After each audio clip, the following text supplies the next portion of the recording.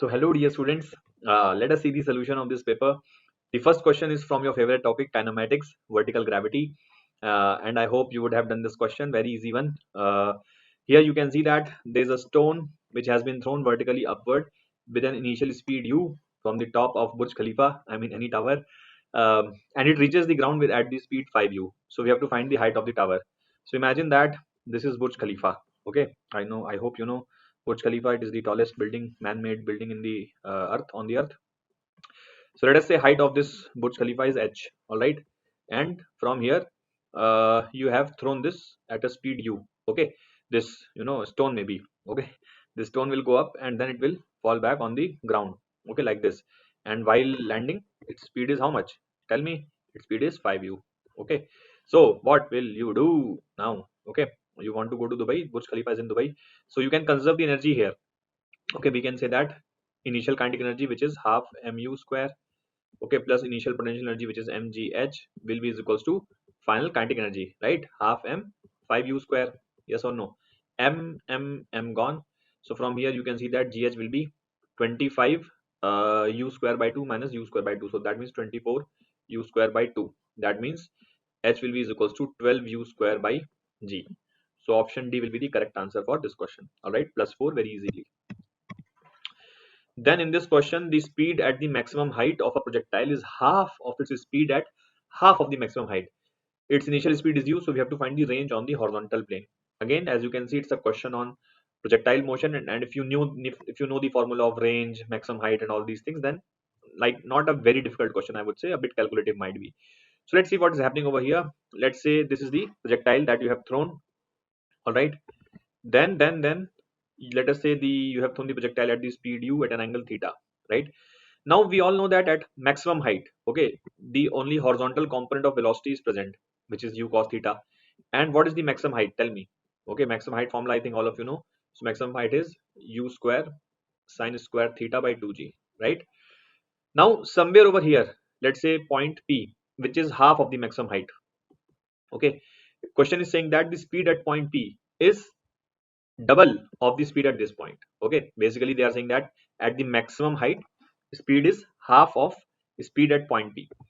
Okay, so that means if the speed at point P is 10, so speed at the highest point is 5. So you can also say that speed at the point P is double of u cos theta, which means speed at the point P is twice of u cos theta. Yes or no? Now speed at the point P, you can write by this manner also. Basically that will be the x component and resultant of x component and y component. Yes or no? That means vp square will be equals to vx square plus vy square, right? Now I think everybody knows that vx and will never change because x component stays constant as there is no acceleration along the horizontal direction. So this vx value will still remain u cos theta. All right, and vy you can write as uy minus, in fact vy ko we can write using the distance form. I mean I'll tell you how we can write vy.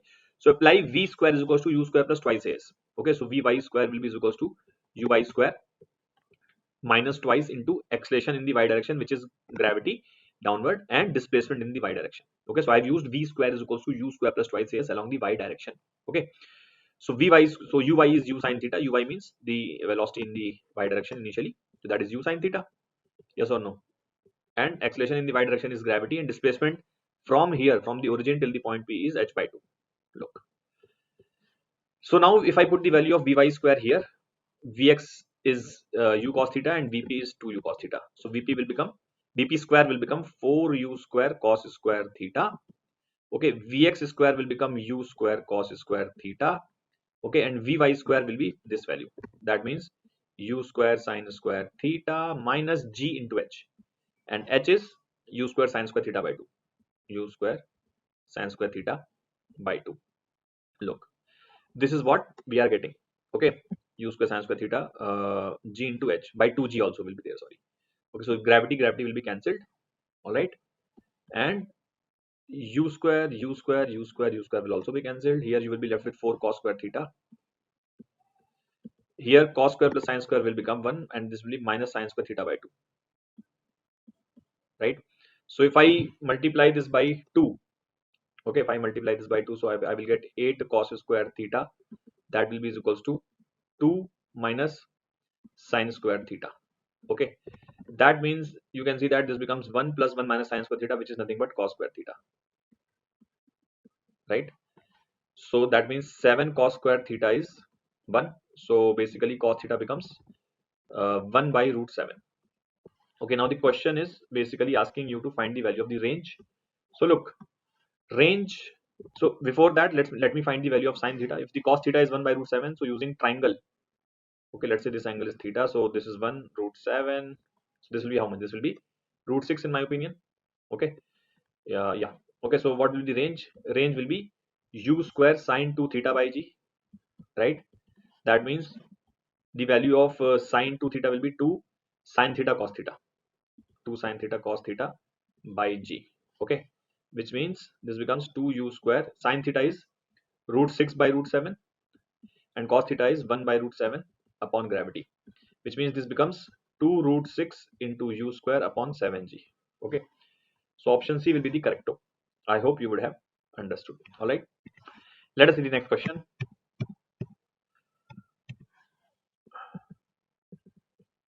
Here what is happening, there is a sound of intensity I which is greater by 4.7712 decibel from another sound of intensity 10 nano watt per centimeter square. Okay, the absolute value of I is, now remember that the there's a relation between the loudness level and the intensity of a sound.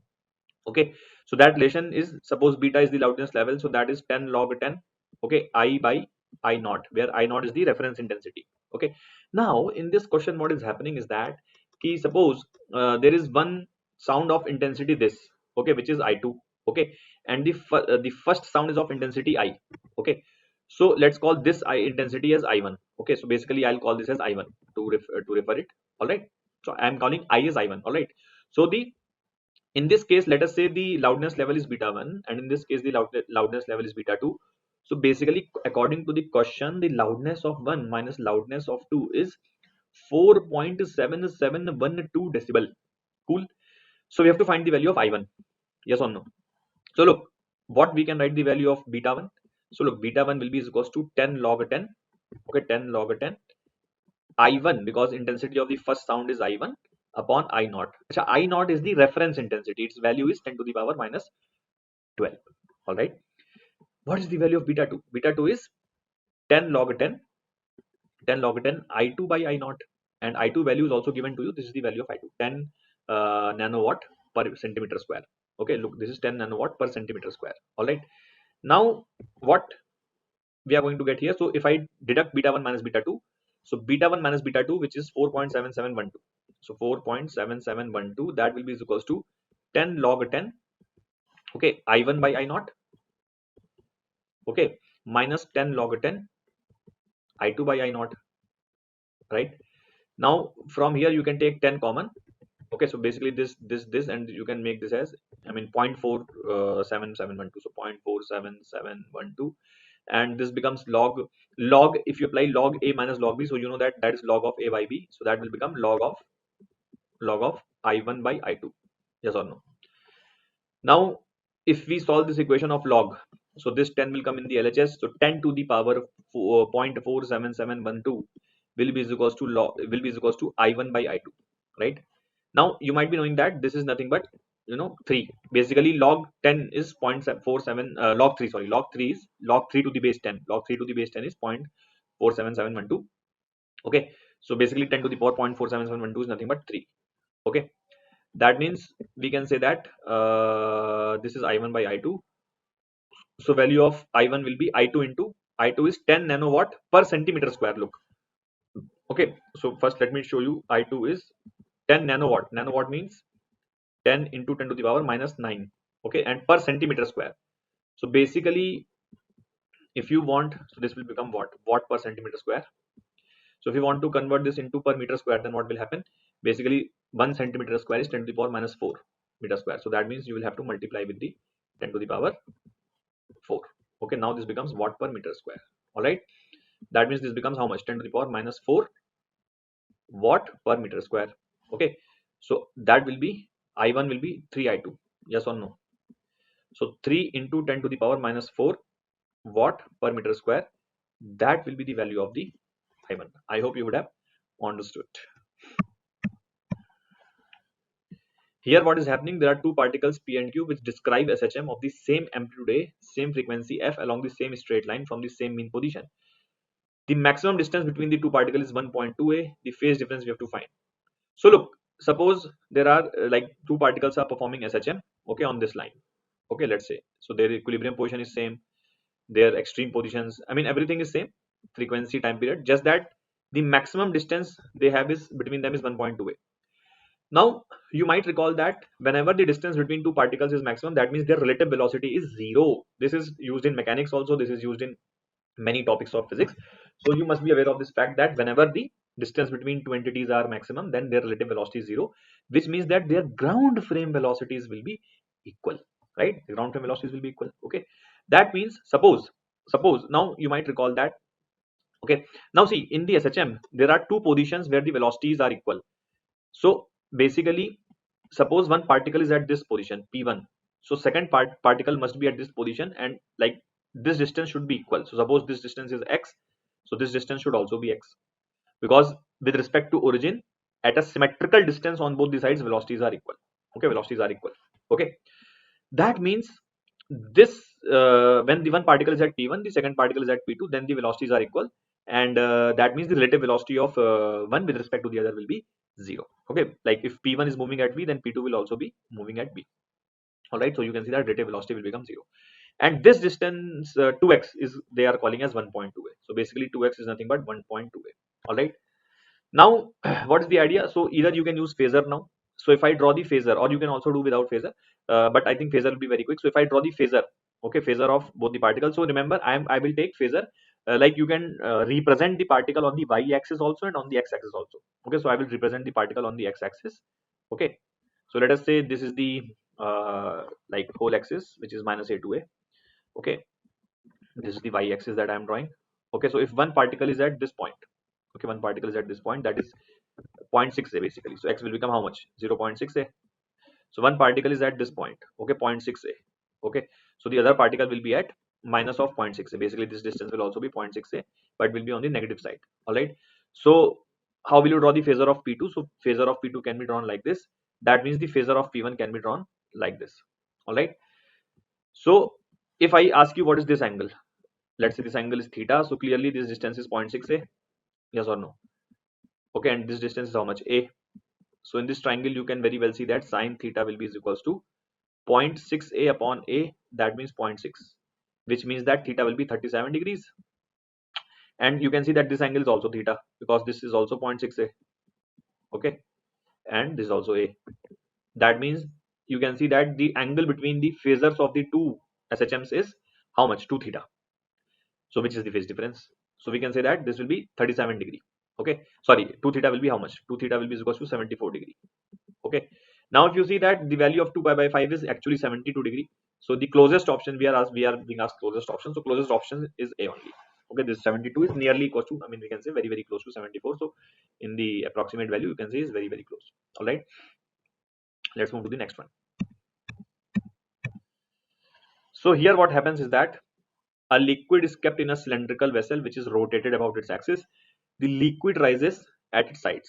Okay, if the radius of the vessel is 0.05 meter and the speed of rotation is 3 revolutions per second, then we have to find the difference in the height of the liquid at the center of the vessel and its side. So did you realize which topic this question is from? Rotating containers, if you remember. Okay, so you might have been taught this topic, that if suppose this is a cylindrical container, okay, it has some liquid. Okay, so imagine that it has some oil or milk, okay, or cold drink, whatever you want to drink. So suppose, you know, in this this container has some liquid and this is now rotated at an angular velocity of 3 revolutions per second. So omega is 3 revolutions per second.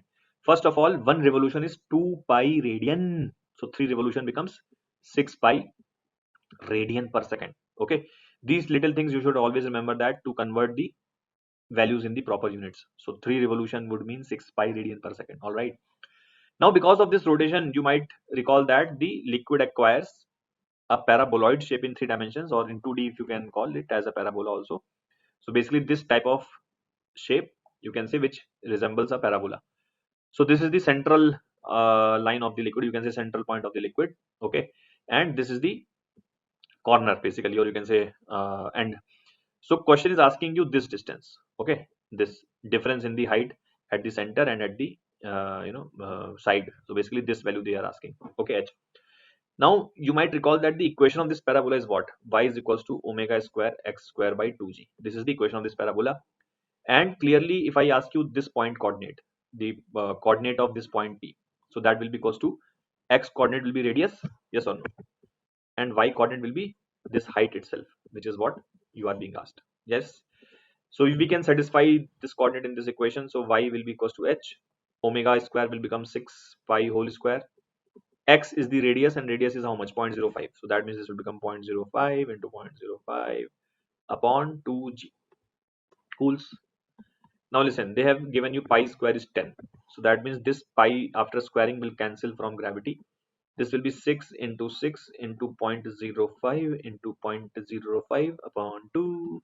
So 6 into 0.05 will be 0.3. 0.3 into 0.3 will become like this.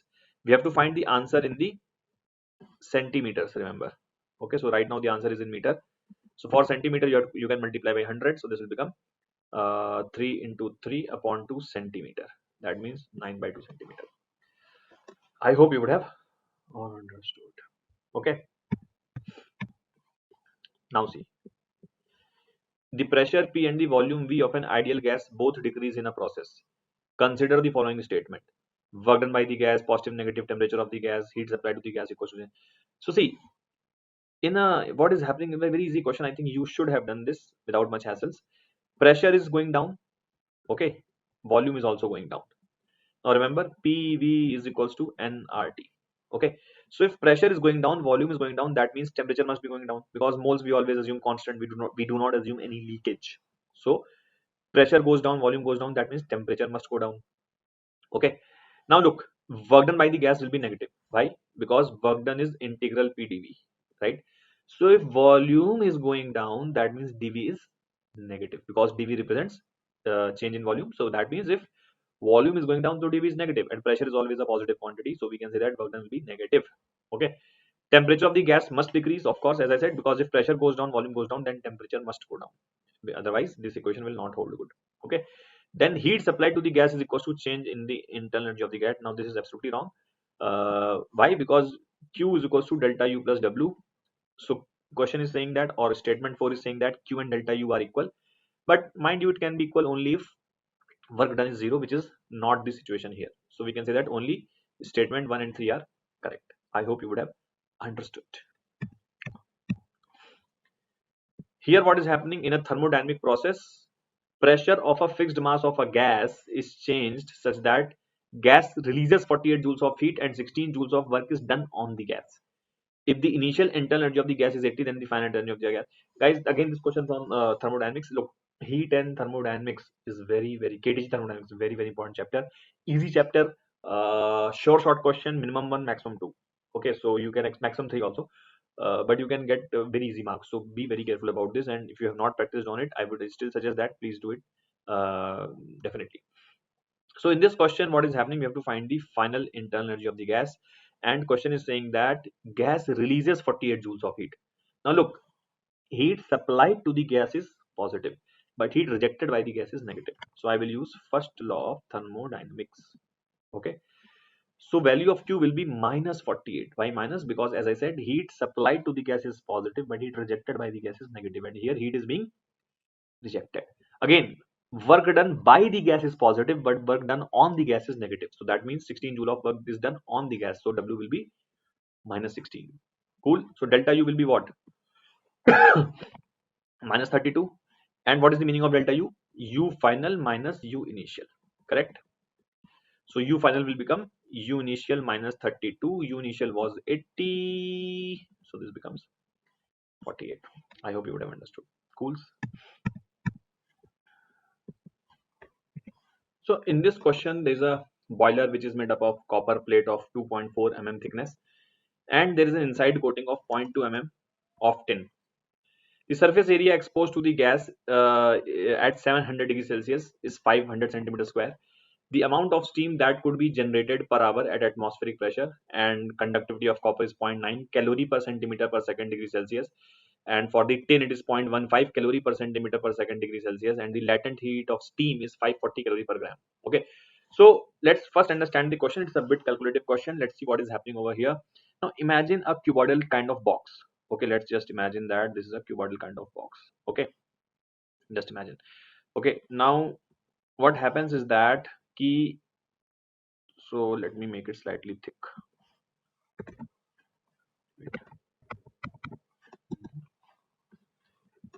Huh,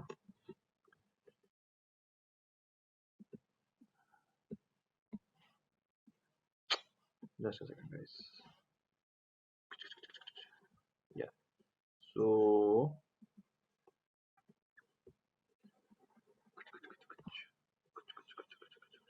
okay, and for the copper,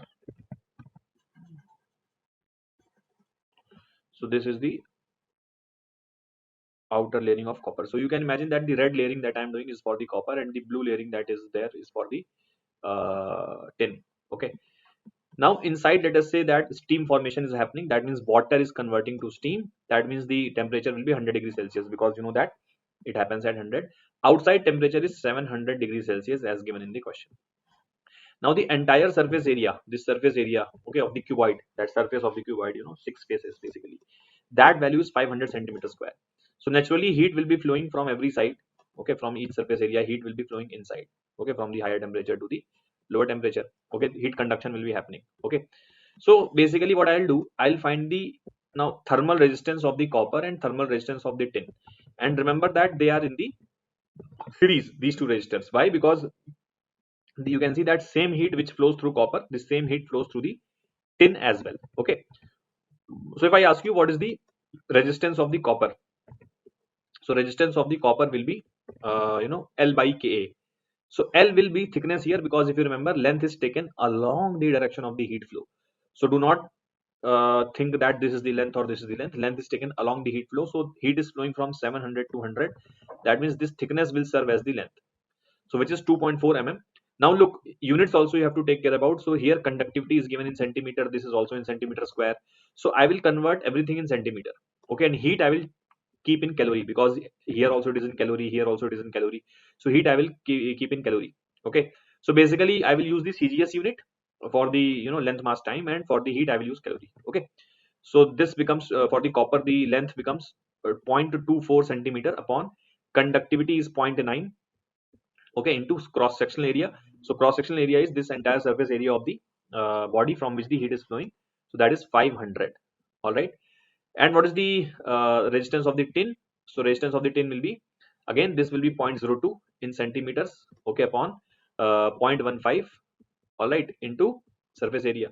And these two are in series, as I said, because same heat will be flowing through copper and tin. So equivalent resistance will be R of Cu plus R of tin. Okay, so if you add these two values, 1 by 500 will be common. Okay, and 0.24 by 0.9 can be written as 24 upon 90, and 0.02 upon 15 can be written as 2 by 0.02 upon 0.15 can be written as 2 by 15. All right, so from here again you can take out 15 outside. Okay, 15 also will go outside. Okay, so this will be 24 upon 6 plus 2. All right, so 6 into 4, 4 plus 2 is 6. So this becomes 6 upon how much, 15 into 500. Okay, so basically 3 side will cancel, so that means 2 upon 2500, 2 upon 2500, right? 525. This is what I'm getting as the resistance of the whole situation. Just once let's quickly verify the calculations, because there were a lot of calculations. So this will become 0.24 upon 0.9 into 500, and this will be 0.02 upon 0.15, which is this, into 500. Yes, this is right. Now if I take 1 by 500 common, so this will become 24 by 90, and this will become 2 by 15. This is also right. If I take 1 by 15 outside, so this will be 24 by 6, which is right, plus 2. This is also right. So how much will be 6 4s are 24, 4 plus 2 6. Yeah, this is also right. 4 plus 2 6, and then this will be 3 2s are 3 5s are 5 5 are 25. Yeah, I think it is 1 upon 1200, 1250. This is what we are getting. Okay, this is the resistance that we are getting. Okay, Now, as I said, how much heat will be flowing? So for that you can use the Ohm's law. Okay, you can use the Ohm's law of the resistance. Okay, that means we can say that the heat or heat current will be delta T by R equivalent. So delta T is how much? 600 degrees Celsius temperature difference. Okay, 700 minus 100 will be 600 upon R will be 1250. So that means it will go in the multiplication 1250. So this is the rate of heat flow. Basically this will be in the calorie per second. Okay, this will be in the calorie per second. Okay, because we have used the CGS unit. So this is in the calorie per second. Question wants us to find the amount of steam generated per hour. Okay, so look, this much heat is flowing in 1 second. So what is the heat flowing in the 1 hour? Okay, so basically heat flowing 1 hour, heat flowing in 1 hour. This is the heat current. Okay, heat current. Heat current means heat flowing per second. So heat flowing in 1 hour will be what? It will be this multiplied by 3600. Yes or no? Because in 1 hour we have 3600 seconds. So this is the total calories which have flown in 1 hour. Okay, and so this total heat Q will be equals to, let's say, m grams of water converts to steam. So you will write this as m into L, where L is the latent heat of vaporization of the steam. So from here you can see that 0 and 0 will get cancelled. 18 into 20 and 18 into 3. 3 into 1 and this 3 into 200. Okay, so value of m comes out to be what? 125 into 2 into 2 will become how much? 500 and 1 2 3 4 zeros. 1 2 3 4 zeros. Remember that this answer will be in the grams because we have used CGS unit. So if you convert this into kilogram, this will be 5000 kilograms. Okay, so that means option A will be correct answer for this question. Okay, I hope you would have understood. Let us see the next question. Imagine a new planet having a density twice as that of, just a second. Imagine a new planet having a density twice as that of Earth and it is 27 times bigger than Earth in volume. If the acceleration due to gravity on the surface of the Earth is g, then that on the surface of the new planet is g dash. So basically, very easy question. This is surely you would have done this. Okay, what's happening? Suppose you are a scientist and you have discovered a new planet. Okay, so let's say this is the Earth. This is our beautiful Earth. Okay, and this is the new planet P. Okay, alien planet P. All right. Now they are saying that density wise, okay, density wise the new planet is twice that of Earth. So if I call the density of the Earth as rho, so here it will be 2 rho. All right, and volume wise, okay, volume wise the new planet is 27 times Earth in the volume.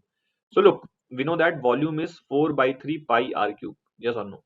Okay, so look, volume is proportional to r cube. So if volume of the planet P is 27 times the Earth, that means radius of the planet P must have been thrice. Because if radius is 3 times, then volume will become 27 times, as volume is proportional to r cube. Yes or no? So we can say that if this radius is r, then this should be 3r. Then volume will be having the ratio 27. Now gravity, you know, is given as gm by r square. Yes or no? Gm by r square, right? So what is the mass of Earth? Mass of Earth will be what? Mass of Earth will be density into volume. Density into volume. Okay. So basically this becomes 4 by 3 pi r cube. All right. So what is the mass of this planet? Mass of planet P will be what? Density, which is 2 rho, into volume. Volume is basically 4 by 3 into pi into 3 r cube. That means 27 r cube. So you can see that this becomes 54 times the mass of Earth. Basically rho into 4 by 3 pi r cube will become m. 27 into 2 will be left out and remaining thing you can see is m. So this becomes 54 m. Okay, so the gravity on the surface of the Earth is what? That is g into m by r square. Okay, so what is the gravity of the planet P? Gravity of the planet P they are calling g dash. That will be g into mass of planet P. Okay, upon radius of planet P whole square. Yes or no? Now mass of planet P is 54 m and radius of planet P is how much? 3r square. So this will become 9r square. So you can see 54 by 9 is 6 and remaining thing is gravity of the Earth. That means g dash will be equal to 6g. I hope you would have understood. Schools. Then here what happens? A uniform solid sphere and a uniform solid cylinder, not necessarily of same mass or radius, are placed at the top of common inclined plane and released. The frictional coefficient between the object and incline are equal but not sufficient to allow pure rolling. So remember here pure rolling will not happen. The ratio of time taken by each to travel down the inclined plane. So let's see what is happening here. Now see. Suppose this is any round shaped object. It can be cylinder or sphere or any other object also. Let us say its mass is m and radius is r. All right. Now look here, this force will be mg sine theta. All of you know this. Okay. And friction will be going up the plane, but this will be kinetic friction. Why? Because pure rolling is not happening, which means slipping is happening. And if slipping happens, that means the friction is kinetic. Okay. And what you know what that kinetic friction is mu into normal reaction. So here normal reaction will be is equals to mg cos theta. Yes or no? So that means the friction will be mu into mg cos theta. All right. So if I ask you what is the net force acting down the plane, okay, net force acting down the plane, so you will say mg sine theta minus mu mg cos theta, right? And this will be is equals to mass into acceleration. Cool. So m gets cancelled. So you can see that acceleration becomes g sine theta minus mu g cos theta. Yes or no? So look, does this acceleration depend on mass? Does this depends on radius? No. So basically, if I have to find the time in which this body will reach the bottom, so let us say the displacement of the body is L. So all you will do is L is equals to ut plus half at square. Now assume u was 0, initial velocity was 0, so that will be half into a into t square. Since acceleration is independent of mass or radius, so time will also be independent of mass and radius. Hence, we can say that the ratio of the time will be basically 1. Both will take equal time because both of the bodies were traveling the same distance and they have same coefficient of friction. So actually, they will travel in the same time because acceleration will be same for both. I hope you would have understood. 2-point charges 169 microcoulomb and 196 microcoulomb are kept 54 centimeter apart from each other. Where should a third charge be placed between them so that the system is in equilibrium state? Okay, so basically look, this let's say is charge 169, okay, microcoulomb. uh, Microcoulomb means 10 to the power minus 6. Okay, this is the let's say charge q1. All right, and the next charge is 196 into 10 to the power minus 6. So 196 into 10 to the power minus 6. Okay, let's say this is q2. The distance between them is 54. Okay, so this is 54. Now of course you have to place the third charge q. So naturally you will place now you want system to be in equilibrium. That means all the three charges should be in equilibrium. Now look, very interestingly, you know, there like you will place q at such a position so that this q also is in equilibrium, this q1 is in equilibrium, q2 is in equilibrium. Now look, for q2, so like this q1, let's say this is the point p. So q1 will produce this type of electric field at point p. Okay, this is the q1. Okay, q1 will produce right side electric field at point p, and q2 will produce left side electric field at point p. Yes or no? So if the net field at p is 0, that means if you place q here, then q will not experience any force. Yes or no? That means what I will say that E1 and E2 should be equal in magnitude, so that net field at p should be 0. So if I place this q charge here, then what will happen? Q will not experience any force. Okay. So what is the value of E1? E1 will be k into q1 by, let us say this distance is x. All right. So this distance will be 54 minus x. Okay. So k q1 by x square, that should be equals to k into 50 k into q2.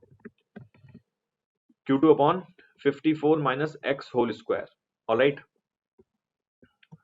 So here k and k gets cancelled. Q1 is how much? 169 into 10 to the power minus 6 upon x square will be equals to 196 into 10 to the power minus 6 upon 54 minus x square. Cools. Minus 6 will be khach khach. Then you have can take under root. So 169 will become 13. X square will become x. Since x is distance, so we can say that it minus will be ignored because under root of x square is mod x. So 196 will become 14 and 54 minus x square will become 54 minus x. Okay, now we can take cross multiply. So 13 into 54 minus x will be is equals to 14x. So 13x will come on the RHS. So this will become 13 into 54 will be is equals to 27x. So 27 into 1 and 27 into 2. That means x comes out to be 26 centimeters. That means we can place this q at a distance of 26 centimeters from the charge q1. Okay. So 26 centimeters from 196 169 microcoulomb. Okay. Now look, very interestingly, so question is solved, but you have to understand that question has not asked the value of q. But remember that, and they have also not given the value of q. But remember that q cannot be any random charge, because see, if you place q at the point p, which is at a distance of 26 centimeter from q1, then what will happen? Then q will be definitely in equilibrium. because here the electric field was 0. But question was saying that you want Q1 and Q2 also to be in equilibrium, because you wanted the entire system to be in equilibrium. Then so there would be a special value of Q for this to happen. So effectively, basically, if you want Q1 to be at equilibrium, so the force applied by the Q2, which will be repulsive on Q1, should be balanced by the attractive force of Q. So if I equate the force applied by Q2 on Q1 to the attractive force of Q on Q1, then I will get the value of small q, and that will be negative, of course, because Q must attract Q1. So from there I can find the value of Q. But this is not required, so I'm just saying that Q cannot be any random value. This is just I wanted you to understand. All right. Here there is a battery of internal resistance 10 ohms. That means you can say that here there is a battery of this is the 10 ohm is the resistance of the battery, and we have a network of resistor. Now we want the maximum power is delivered to the network. So what is the value of R? This question is based on maximum power transfer theorem.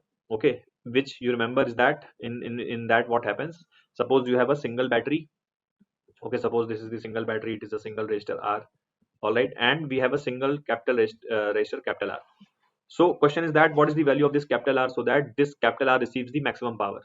So answer is capital R should be equal to small r.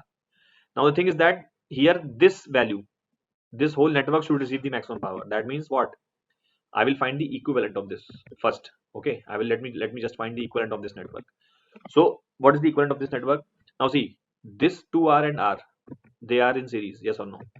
Similarly, this R and R, they are also in series. So this will become how much? 3R. Okay, and this will become how much? 2R. So let me show you this. So this R is like this. This is 3R. Then this is 6R.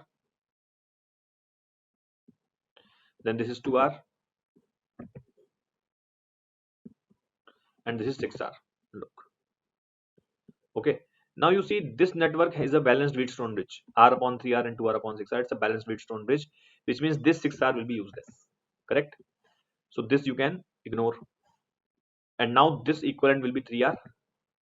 Okay, this is 3R. Right? And this will be 9R. So the equivalent of this two becomes how much? They are in parallel. So 3 into 9 upon 3 plus 9R. Okay, so that means 3, 1 plus 3. So 9R by 4. So this entire network can be replaced by a single resistor of 9R by 4. So that means you can see that you have a single resistor of 9R by 4. Correct? And this is one resistor R equals to 10 ohm. So this is nothing but 10 ohm. That means this 9R by 4 should be 10. So for this, for 9R by 4 to get the maximum power, using the maximum power transfer theorem, 9R by 4 should be equals to 10. Right? So R becomes how much? 40 by 9. So option A will be the correct one. I hope you would have understood. Right? Here what happens? Two parallel plate capacitors whose capacitance are C and 3C respectively are joined in parallel. They are charged to V potential difference. Alright. If the battery is now removed and the dielectric of constant K is filled between the plates of capacitor C, what will be the potential difference across each capacitor? Alright, so let's see what is happening over here. So let's say that this is the capacitor C, okay, and this is the capacitor 3C, right? They were joined in parallel and they were charged to potential difference V, right? So basically each capacitor has a potential difference V. So how much charge the first capacitor will get? CV, and this will get 3CV. Yes or no? Because here the capacitance is 3C. Now do you remove the battery? So after removing the battery, what is the situation? The situation is like this. Look, right? So this is having the charge CV, okay, and this is having the charge 3CV. All right, and here it will be minus CV and minus 3CV. Now look at, so now what do? You put a plate here, dielectric here. So after putting the dielectric, let me show you. Okay, this capacitance will become Kc coulombs, and this is 3C. All right. Now see, if you look at this plate and if you look at this plate, the total charge on these two plates is 4 CV. right? If you look at this plate and if you look at this plate, the total charge on these two plates is 4 CV, and this will remain conserved. This will remain conserved, yes or no? So basically, if I say that, let us say here the potential is 0 and here the potential is x. So basically, we have to find this only potential difference across each capacitor. So effectively, we have to find the value of x, because x minus 0 is the potential difference across both the capacitors. So what is the charge on this plate? Look, x minus 0 into Kc, yes or no? And what is the charge on this plate? So that will be x minus 0 into 3c, right? And the charge on this plate plus charge on this plate was equals to how much? 4 CV, conservation of charge. So from here, what we can say? We can say that C, C, C. So this is xk plus 3x is equals to 4v. So x becomes how much? 4v upon 3 plus k. Okay. So option B will be the correct answer for this question. I hope you have understood.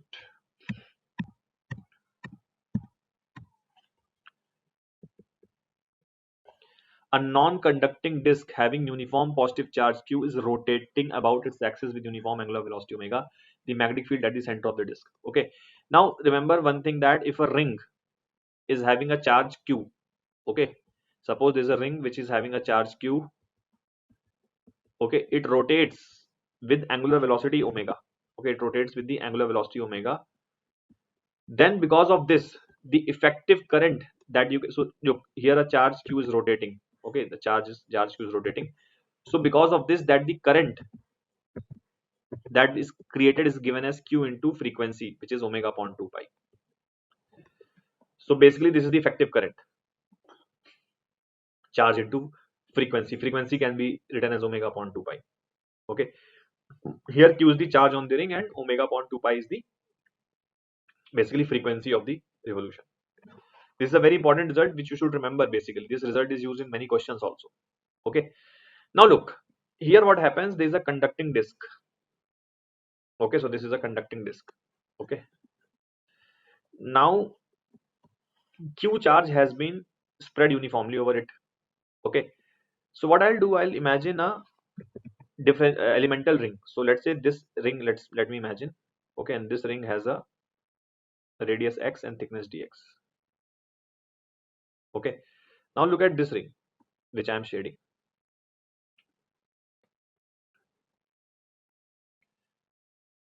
So this ring has a radius x and thickness dx. So what is the charge dq on this ring? So basically charge dq on this ring will be surface charge density, which is q upon pi r square. Okay, q upon pi r square, where r was the radius of this ring. Okay, q upon pi r square into the area of the shaded region, which is 2 pi x dx. All right, so from here pi will be cancelled, so this will become q2x dx upon r square. This will be the value of the charge on this ring. Okay, now if you look at this ring, so this ring is rotating at the angular velocity omega, because the entire disk is rotating at the angular velocity omega. So we can say that the ring is also rotating at the angular velocity omega. So that means you can say that the current flowing will be what? Current flowing will be charge, which is dq into omega upon 2 pi. Okay, that means 2qx dx upon r square into omega upon 2 pi. This is the current flowing because of this ring. So what is the magnetic field due to this ring? Magnetic field due to this ring at the center. So remember, for a ring, the magnetic field at its center is mu naught I by 2r. Okay, so magnetic field dB will be mu naught into current flowing in this ring, which is di upon twice the radius. Okay, and this magnetic field will be upwards if we are assuming this kind of the charge below like this. So then the magnetic field will be upwards. So now if we can find the magnetic field due to this infinitesimally small ring, so dB becomes what? Mu naught into di. Di is 2qx dx into omega upon 2 pi into r square. This is mu naught into di upon 2x. Okay, this is the dB, and you have to find the total magnetic field due to all such rings. So you can call your friend Mr. Anaconda, that means the integral sign, and it can integrate. So x starts from 0 up till the radius r. So look, x 2 2. Okay, so and this will go from 0 to b. So mu naught will be outside, q will be outside, omega will be outside, 2 pi r square will be outside. Dx on integration will become x, and on putting the limits it will become r. So it will be mu naught q omega upon 2 pi r. Mu naught q omega upon 2 pi r. Option D will be the correct answer for this question. All right.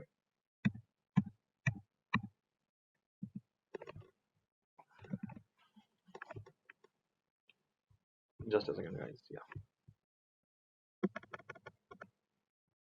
In the given circuit, the ratio of I1 is to I2 is K, where I1 is the initial current and I2 is the steady state current through the battery. Select the correct alternative about K.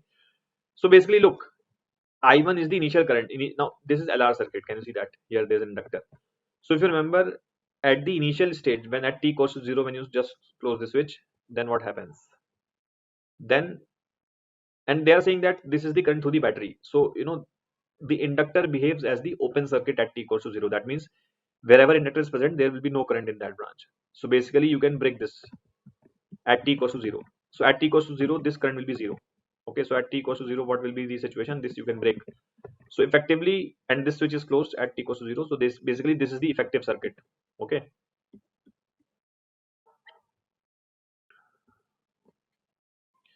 So this is 10 volt, this is 4 ohm, this is 6 ohm. So basically, you can say that the current flowing here is I1 is equals to 10 by 10. So basically, I1 will be this battery EMF. Okay, battery EMF V upon 6 plus 4. All right. Now what happens at t equals to infinity? At t equals to infinity, the inductor behaves as a short circuit. Basically, you can replace the inductor by a wire. Okay, so at t equals to infinity, what will be the circuit? What will circuit look like? So this will be 4 ohm, this will be 6 ohm. Okay, and this will be a wire. This will also be a 6 ohm. Okay, and this will be the battery. Okay, so this is 10 volt. Okay, and this is also 10 volt. So now look, this 6 and 6 are in parallel, so this will become 3, and 3 plus 4 is 7. Then this 3 and 4 will be in series. So I2 will be 10 upon this 3 plus 4. Correct. So the ratio they are talking about is, they are saying that the ratio of this current I1 is to I2 is K. Okay. So I1 by I2. Look, I1 by I2 will be this value upon this value. So when you do the I1 by I2, so 10 volt will also get cancelled. This will become 3 plus 4 will go in the numerator upon 6 plus 4. That means 7 by 10. So the value of K will change if the EMF of the battery is changed. This is wrong. Why? Because if you look, I1 individually depends upon the EMF. I2 individually depends on the EMF, but I1 by I2 is independent of the EMF because this 10 volt got cancelled. The value of K changes if the inductance change. No, I1 is independent of inductor, I2 is also independent of inductor. So ratio is also independent. The value of K is independent of the battery as well as the inductance. This is right. The value of K is independent of the battery, but it depends on inductor. That is wrong. Option C is correct. All right.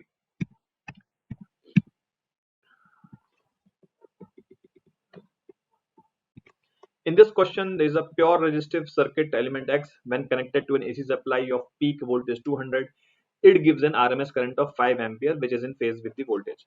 So it is very obvious that it's a pure resistive circuit element. They have given you also, and you know that here the peak voltage is 200 volts and the RMS current is 5 ampere. So what is the question? What is the first two line of the question saying? That suppose this is a resistor R, and if you connect with an AC supply whose peak value is 200. So here the RMS current is 5. Okay. Now we know that VRMS will be peak upon root 2. That means 100 root 2. And IRMS can be written as VRMS upon R because it's a purely resistive circuit. All right. So IRMS was 5 ampere. This was 5 ampere. So basically we can say that 100 root 2 by R is equals to 5. That means R is equals to how much? 20 root 2. So 20 root 2 ohms is the resistance of this. Okay. Now what happens? Now a second circuit element Y, which is connected to the same AC source, gives the same value of RMS current, but the current lags by 90 degree.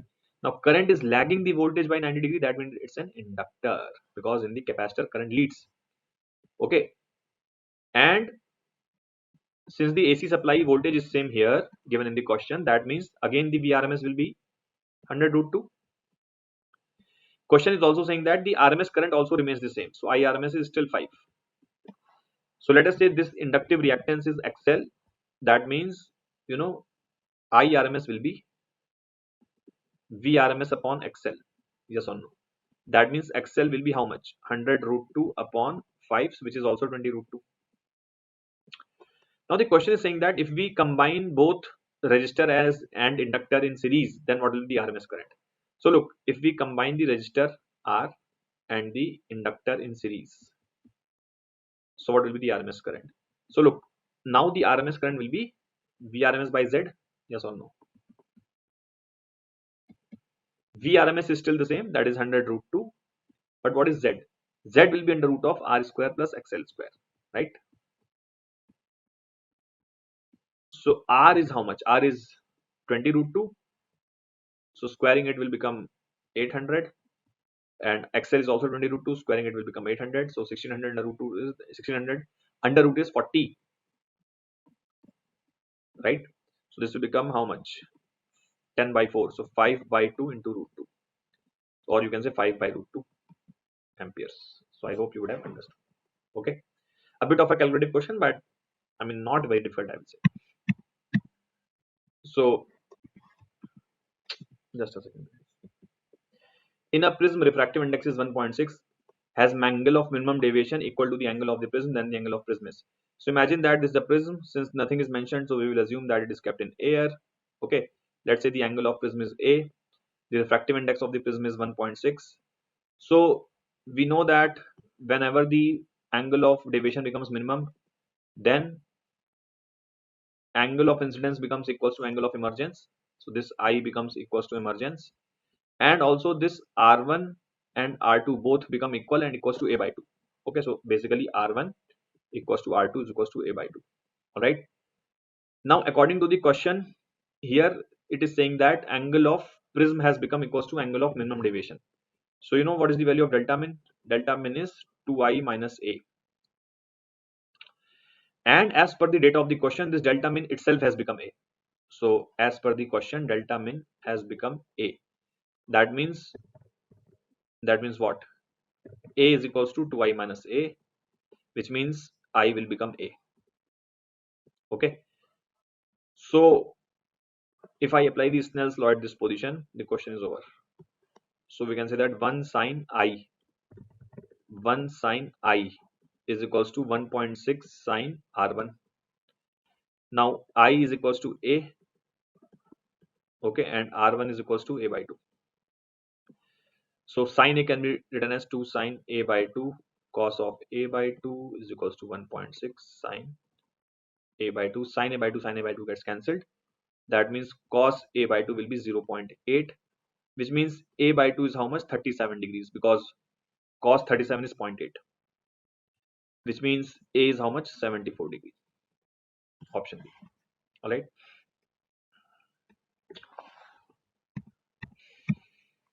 Suppose the potential energy between the electron and a proton at distance r is given by this. Application of Bohr's theory to hydrogen atom in this case shows that.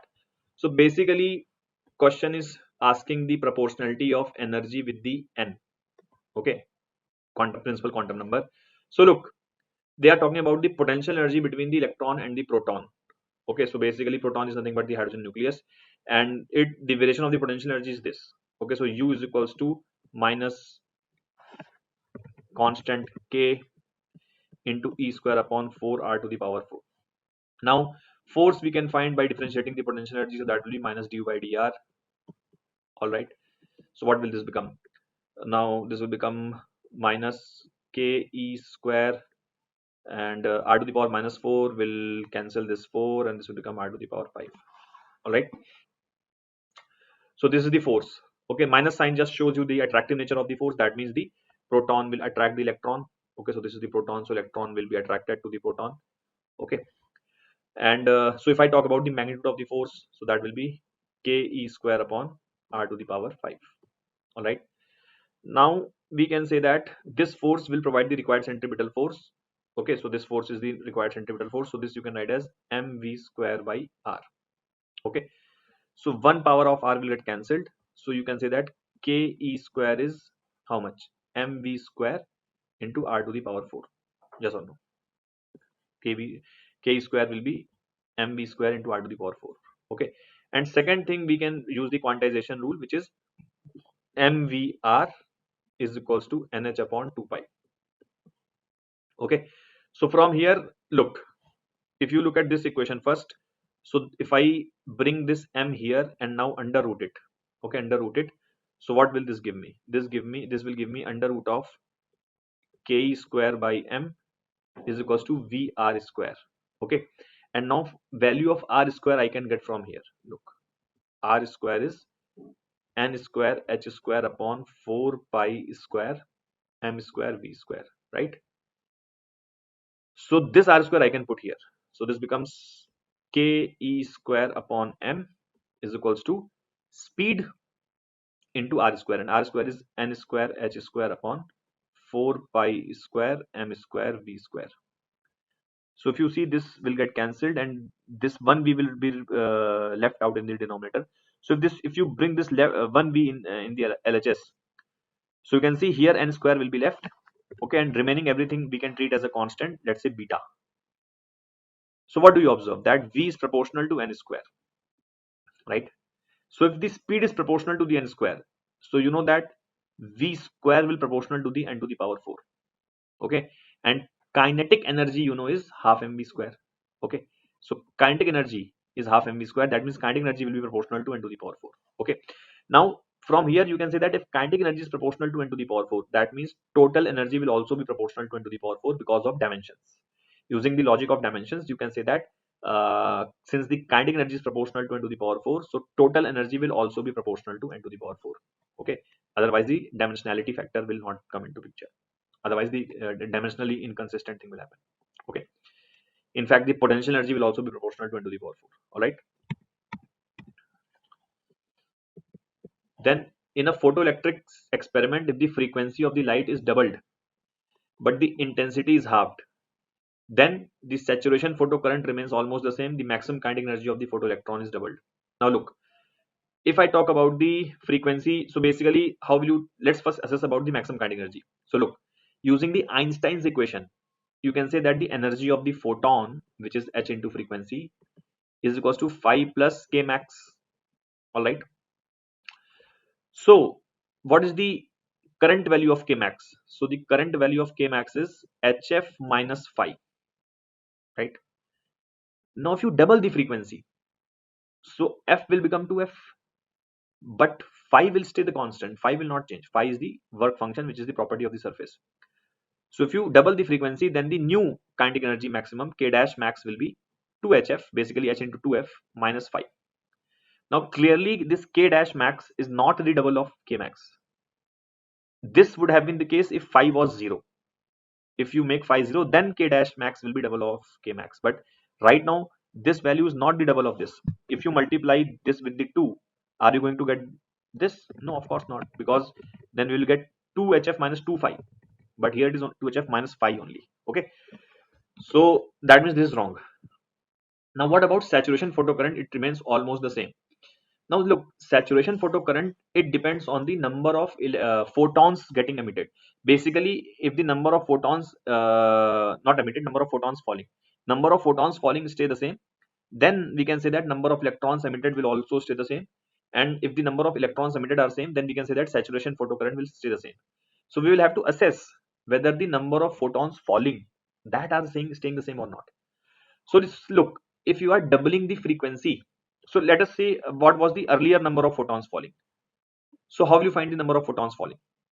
Number of photons falling per second is total energy falling per second.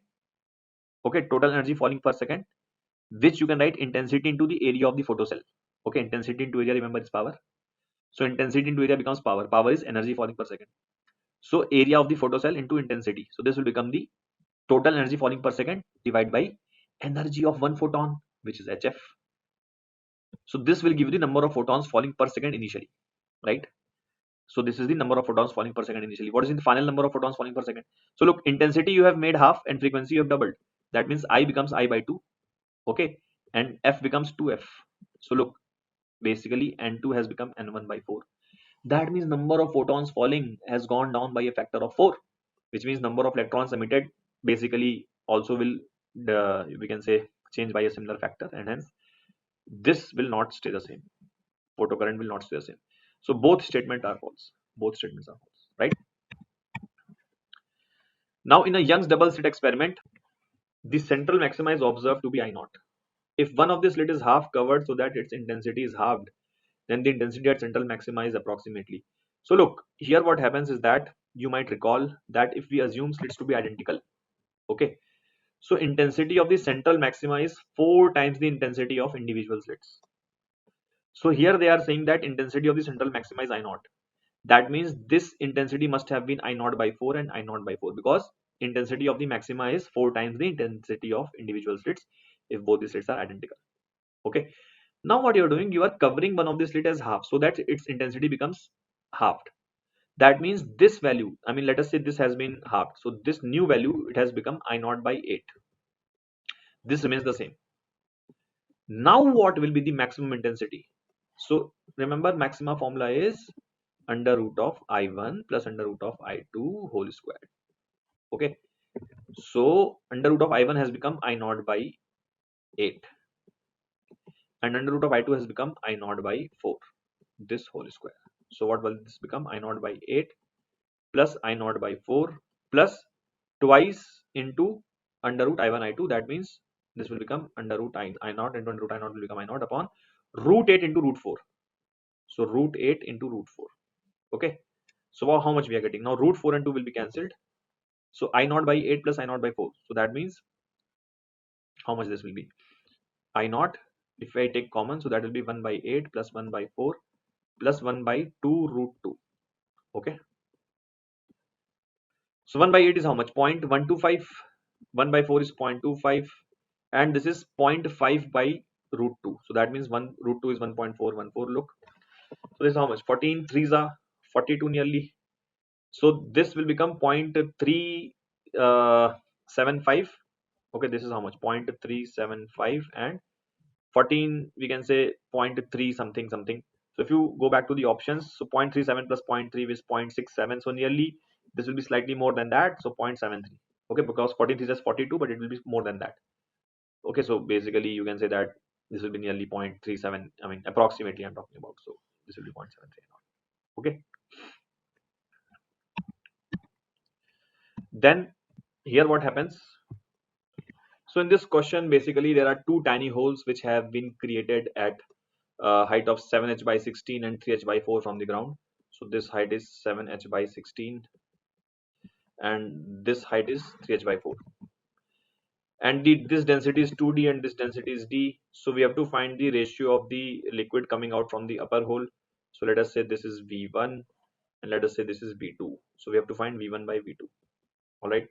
Now we can do this question by many methods. In fact, for V1 you can directly use the Torricelli's theorem, but I'll derive this properly using fundamentals. So I'll use the Bernoulli's equation, but you could have directly used the Torricelli's for V1. Okay, and in fact, for V2 also you can do an effective pressure method. You can reduce the density of I mean, you can make this density 2d and reduce the height of h by 2 to h by 4, and then you can use the Torricelli for the V2. But again, that will be slightly cumbersome method. Many of you will not be able to understand that. So I'll use the fundamental method, which is Bernoulli's. All right. So basically, let's take this streamline. So if I call this as the surface point and this as the point 1. So if I apply the Bernoulli's equation at the surface and the point 1, so remember, before that, remember that this height is h by 4. Okay, because see this height is 3h by 4 and the total height is h, as you can see. So that means this height will be how much? 3h by 4. Okay, this is 1 point. H by 4, sorry, my bad, not 3h by 4, h by 4. Okay, and if you see, this height is 7h by 16 and this is h by 2, which means this height will be how much? So this height will be h by 2 minus 7h by 16, which is nothing but h by 16. Okay, so this height is h by 16. Okay, now let's apply the Bernoulli's at point surface point and the point 1. So but for that you have to consider some reference level. So let us say this is the reference level.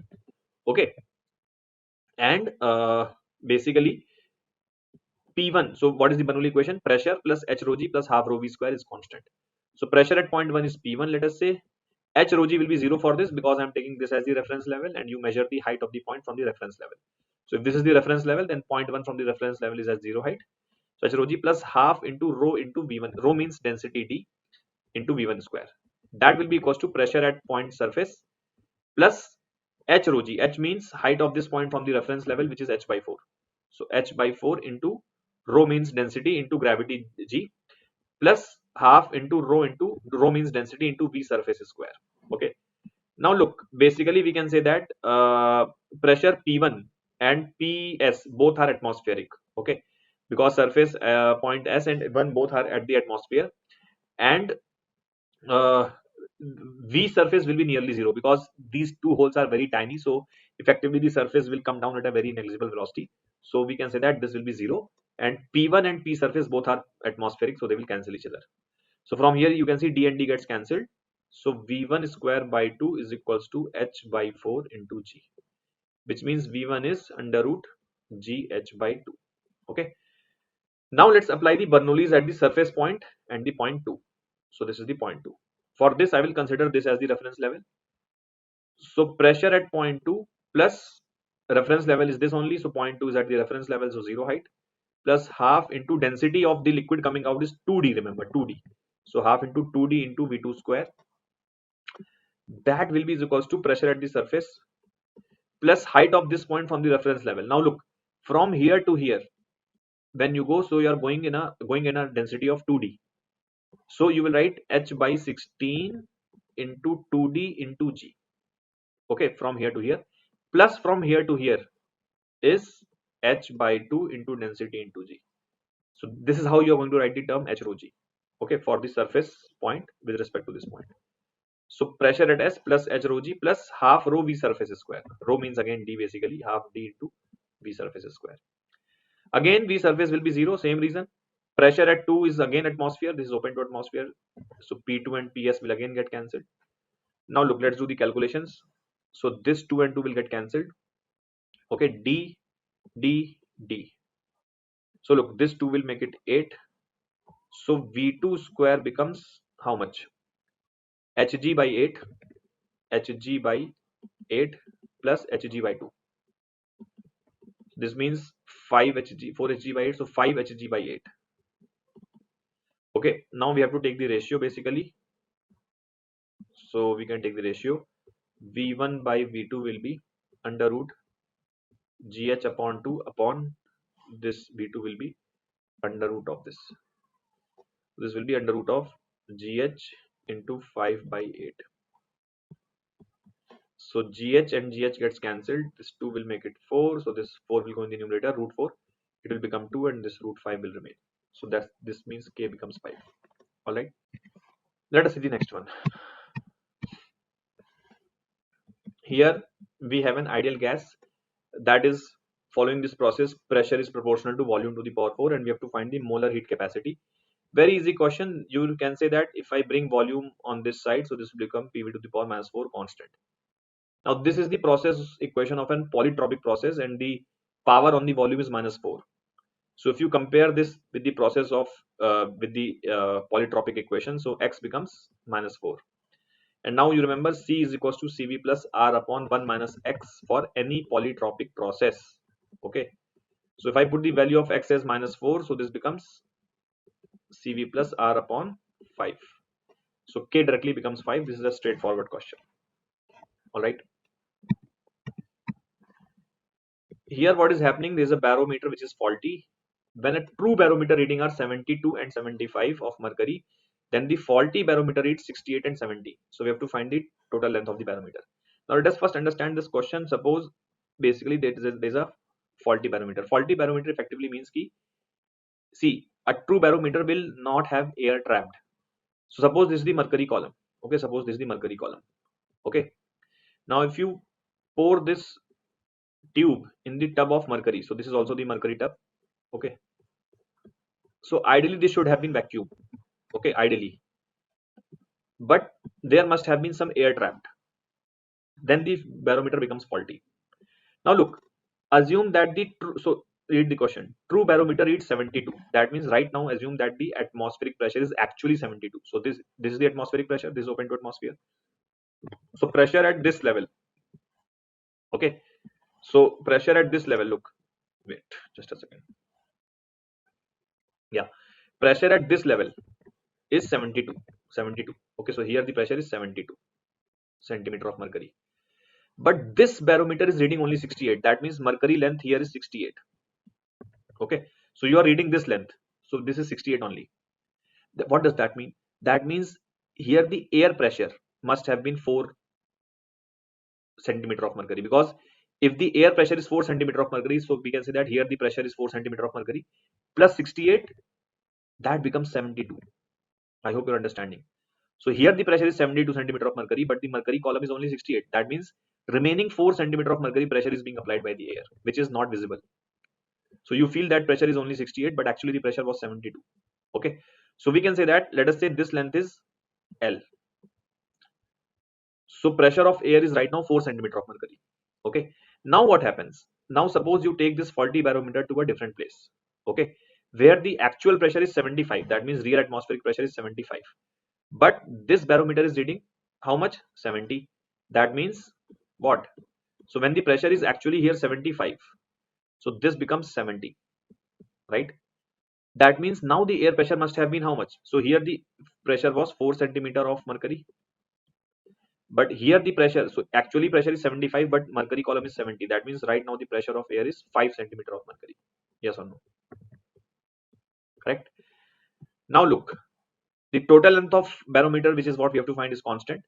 So if this was 68 and mercury column has now become 70, that means 2 centimeter of mercury column has gone up, right? So if this was L, so this would have become L minus 2, because mercury has gone up by 2 centimeter.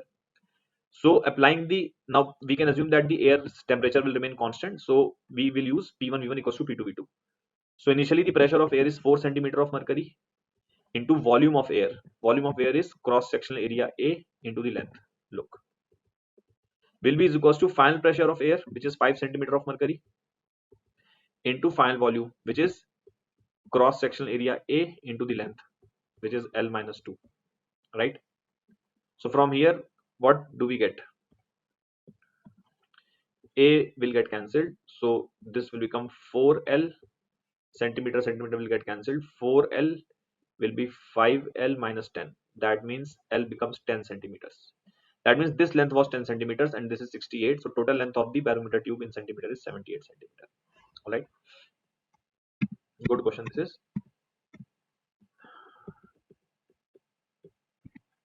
is a small block which slides along a path that is without friction until the block reaches the section L equals to 3 meters, which begins at a height of 3 meters on a flat inclined surface. In that section, the coefficient of magnification is 0.5.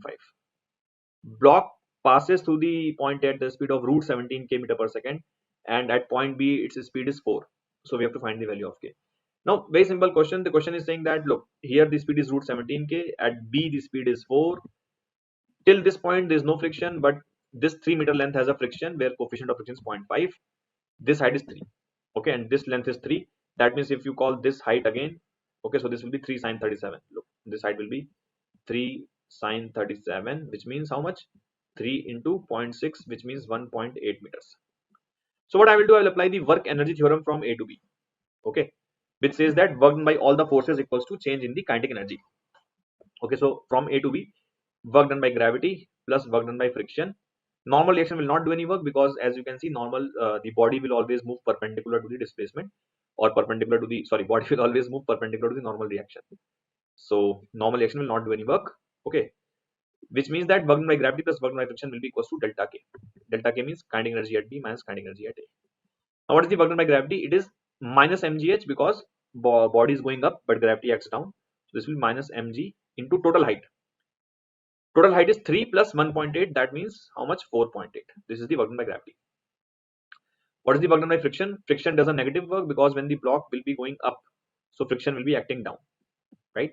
And what will be the value of the friction? So that will be friction into displacement, which is 3, and it will be a negative work. So I am putting a minus sign because friction will be acting down, body is moving up, and that will be equals to Kb minus K. Kb means kinetic energy at B, which is half into m into 4 square, minus kinetic energy at kinetic energy at A is half into m into 17K. This is the speed. Okay. Now we can just solve this. So here m, no, first okay, let's just put the values now. So minus m into g into, I think gravity they have given 10, so gravity you can put 10. 10 into 4.8 will become 48.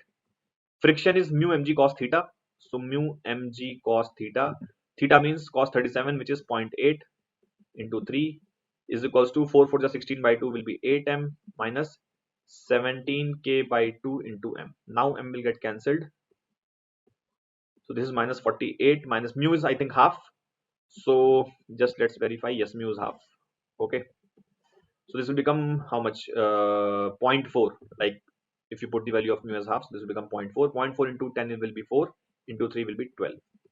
That will be 8 minus 17K by 2. So this is how much? This is minus 60, and 8 will also go this side, so minus 68 will be minus 17K by 2. 17 1 ja, 17 4 ja, so K becomes 8. All right. Let us see the next. Sorry, let us see the next question. The length of the potentiometer wire is L. Cell of EMF E is balanced at the length L by 4 from the positive end of the wire. If the length of the wire is increased by L by 2 and the distance at which cell gives the balance point is 3L by K, then the value of L is. Cell has no other resistor and primary potentiometer in the primary potentiometer circuit apart from the potentiometer wire. So what is happening here? Let us try to understand. Look, suppose this is the primary cell, which is E naught. Okay, and let us say right now the potentiometer wire is this. This is the potentiometer wire, and its length is L. So let's say AB is the potentiometer wire, and the length of AB is basically, let's say, L. Okay. Now you are having a cell E, okay, which gets balanced at a length of L by 4, right? Yeah. So basically, this is the balancing length, which means what? Which means the potential difference AJ will be equals to E. Okay, potential difference AJ will be equals to E. That is the meaning of balancing length. Okay. Now, what is the potential difference AJ? So look, what is, if I ask you what is the current flowing in this circuit, primary circuit, remember.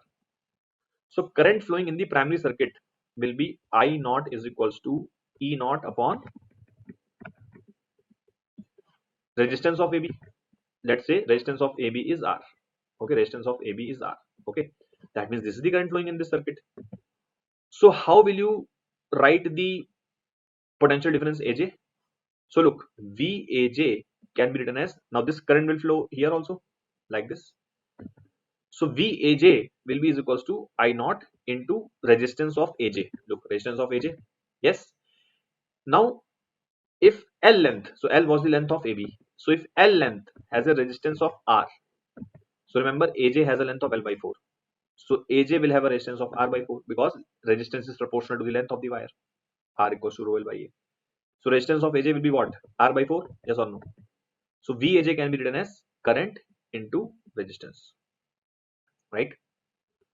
So basically we can say that I naught into R by 4, that was equals to E. Okay, that was equals to E. Now what you do? Now you increase the length of the wire to L by 2. That means new length of AB, has become 3L by 2. So of course the new resistance of AB will become 3R by 2 because remember resistance is proportional to length. Now in this situation, what happens that the balancing point has become 3L by K. So effectively we have to find the balancing point itself. So look, what will be the new current? I naught, or you can say I naught dash. So that will be the battery, which is E naught, battery has not changed, upon the new resistance, which is 3R by 2, right? So the value of new balancing point VAJ dash, which is equals to E, because this cell is same, this cell has not changed. So VAJ dash is still E, but that will be equals to what? That will be equals to new current I naught dash into resistance of Raj dash. Okay, Rj dash. Now how will you find the resistance of Rj dash? So let me write this Raj dash. Okay, how will you find the resistance of Raj dash? Very simple. Resistance is proportional to the length of the wire. So they are saying that this length has become how much? This length has become 3L by K. Okay, this length has become 3L by K. That is what they are saying. That means Raj dash upon Rab will be equals to 3L by K upon 3L by 2. Yes or no? So look, Raj dash will become how much? 2 by K. This becomes 2 by K into Rab.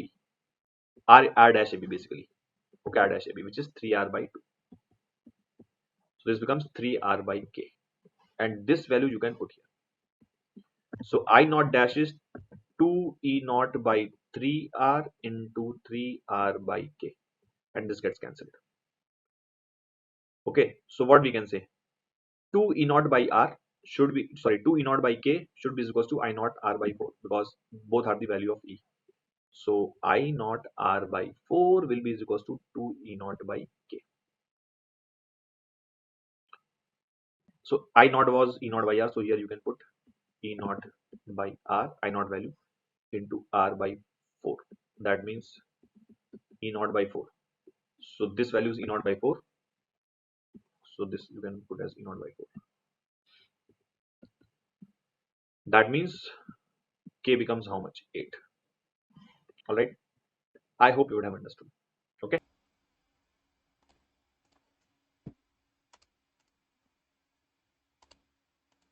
In this question, organic reaction is given. Reactant है 3-bromo 2,2-dimethyl butane. Reaction with C2H5OH forms a major product. We need to find out the major product of this reaction. So let's draw the structure of reactant 3-bromo 2,2-dimethyl, right? 2,2-dimethyl butane.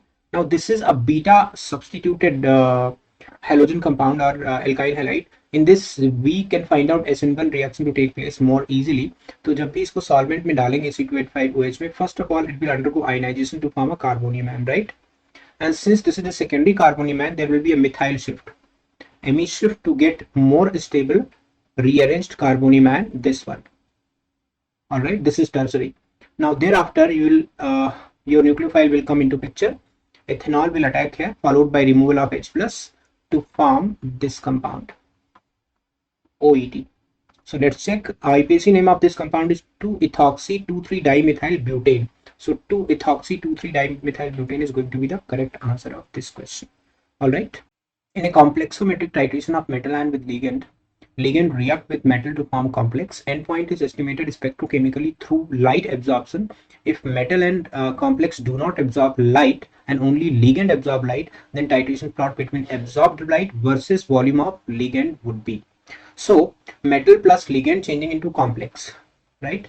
This is the chemical reaction, and we are actually measuring the quantity of light with the quantity of ligand present in the system. So initially whatever ligand will be added, it will be consumed by metal, and as soon as metal is finished, there is no more metal ion is present in the system, the quantity of ligand will start increasing. All right. So since ligand is the only one which can absorb light, so you can say intensity of light will be directly proportional to quantity of ligand. So initially the intensity of light or quantity of light will remain constant. So initially graph will go like this. Once complex is completely formed from the metal, there is no more metal left. Then if you keep on adding ligand, the concentration of ligand increases. Therefore, the quantity of light absorbed, or we can say intensity of light absorbed, will keep on increasing. All right. So this is the perfect graph. There is no other graph in which quantity of light is actually increasing with the volume of ligand. All right. So B is the perfect answer of this question.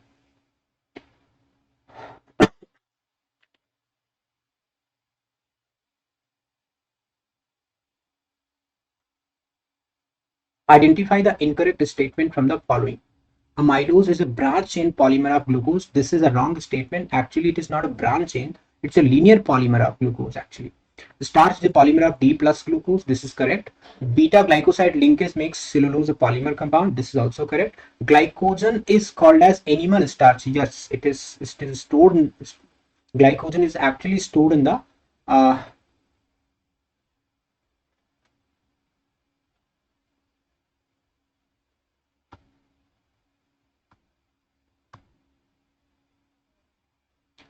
In this question, we need to identify the incorrect statement from the following. Amylose is a branch chain polymer of glucose. This is actually wrong because glucose actually is a linear polymer of amylose, not the branch chain. All right.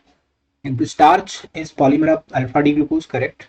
Beta glycosidic linkage makes cellular polymer. This is also a correct statement. And glycogen is called as animal starch. Yes, this is a factual thing. This is a fact that glycogen is actually animal starch. So only A option is going to be incorrect.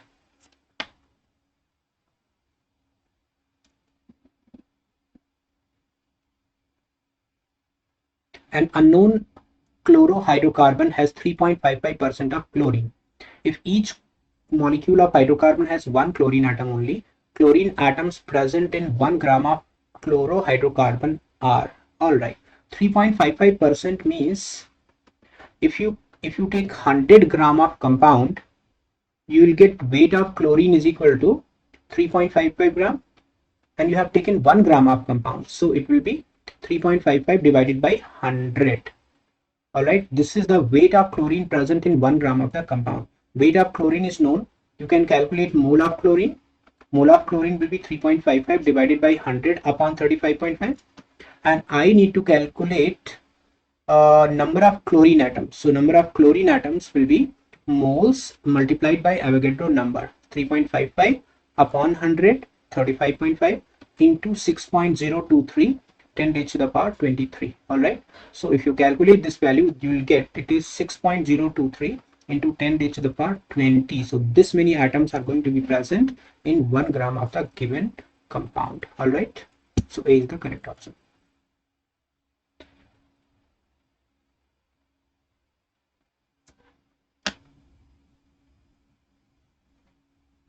The species given below does not show disproportionation reaction. Which of the following 4 species are not undergoing disproportionation reaction? See, if you check the option A, bromine is present in +7 oxidation state, which is the maximum oxidation state of halogen. So no more oxidation possible of this compound, only reduction can be done, right? So this cannot undergo oxidation, means this cannot undergo disproportionation, because disproportionation is simultaneous oxidation and reduction of the same element. All right. So bromine in BrO4 minus can be reduced only, it cannot be oxidized. So A is going to be correct answer. In this case, bromine is actually having +1. In this case, it is +3. In this case, it is having +5. All these oxidation states can be reduced as well as oxidized, because chlorine has maximum oxidation state +7. This is the maximum oxidation state, and minimum oxidation state of -1. So +1, +3, +5 can be oxidized as well as reduced. So your correct answer has to be A. The mass of non-volatile non-electrolyte solute whose molar mass is 50 gram per ml per mole needed to be dissolved in 114 gram of octane to reduce its vapor pressure by 75%. All right. So we can directly apply P naught minus P divided by P naught is equal to small n upon small n plus capital N. P naught minus P is 75. If I take initial vapor pressure of pure component of solvent 100, it is equal to small n. Small n is weight of a mole of solute actually. So mass, let's say it's W, molecular mass 50 divided by W by 50 plus 114 is the molecular, mass of solvent, and 114 is also the molecular mass of octane. Octane is C8H18 actually. Its molecular mass comes out to be 114. So from here, if you solve, you will get the mass of solute comes out to be 150 gram. All right. So 150 gram is going to be the correct answer. Question is purely based on formula, which is relative lowering of vapor pressure of a non-electrolyte, non-volatile solute.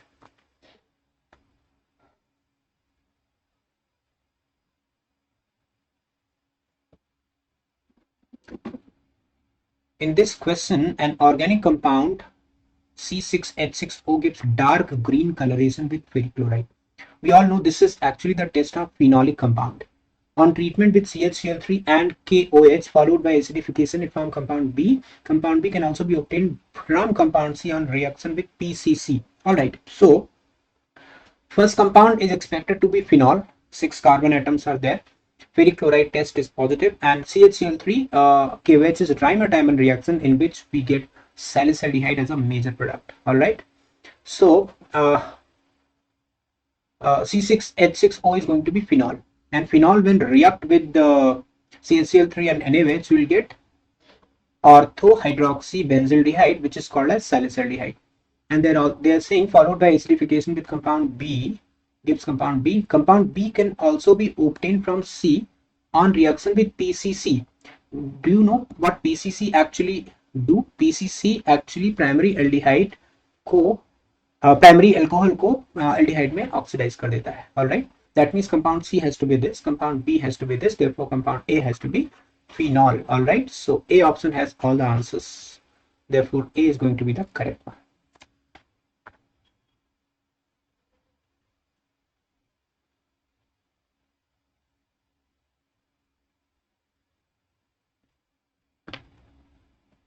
This is a question of chemical bonding actually.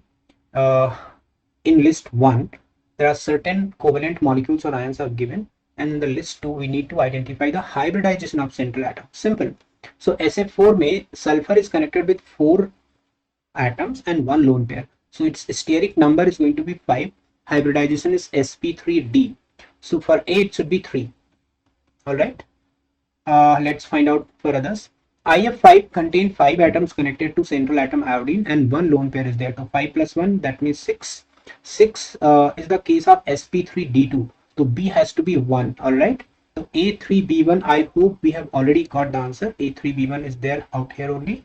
There is no other option. So we got the answer. We do not require to check C and D option, but I have to check. NO2 plus is actually this structure, so it's sp hybridization, so it's 5 going to be matching. NH4 plus nitrogen has sp3 hybridization, so for D it should be only 4. Got it? So again C is going to be the correct matching for all compounds in list A with list 1 with list 2. All right.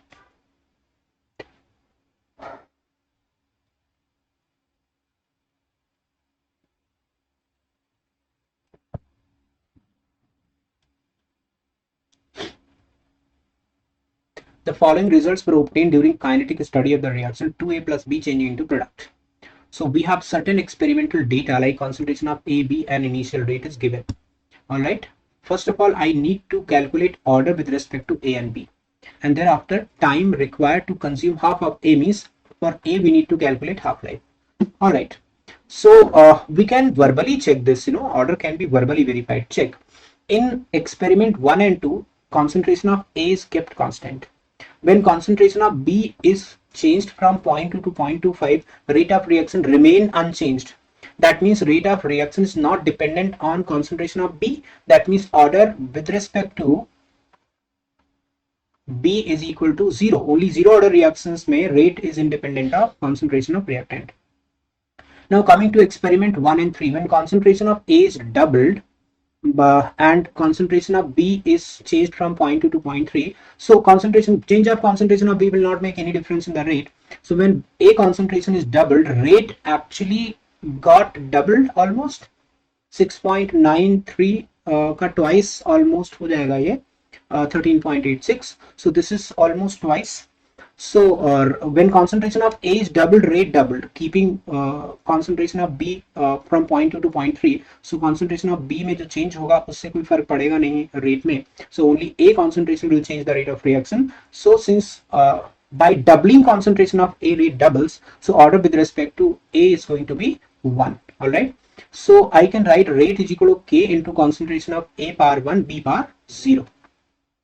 Now using data in the experiment 1, rate is 6.93 into 10 raised to the power minus 3 mole per liter per minute is equal to K into concentration of A 0.1.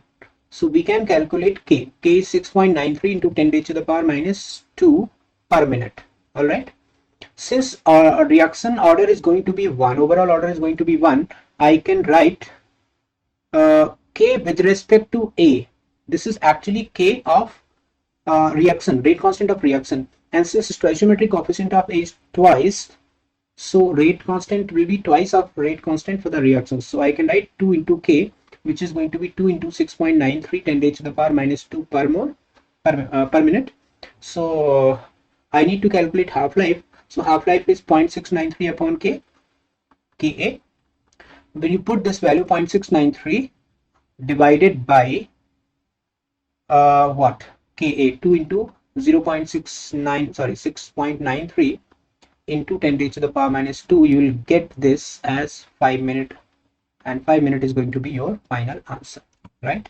So in this question, we need to calculate order with respect to A and B. Then only we will conclude that how can we calculate half-life with respect to A or B.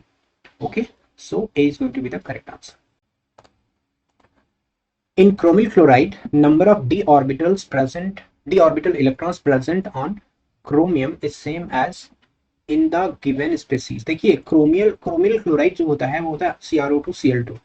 CrO2Cl2 contain chromium in +6 oxidation state. Chromium general electronic configuration is 4s1, 3d5. If you remove all 6 electrons, that means chromium +6, you will get 3d0, 4s0. That means there should be 0 electrons, no electrons in d orbitals. Now check the options. Vanadium is actually 23, which is originally 3d3, 4s2. If you remove 4 electrons, we get 1 electron in 3. This will be 3d1. Similarly, titanium 3, again this will be d1 because it will be 3d4 actually. Titanium will be 3d4 after removing 3d4 4s2. So if you remove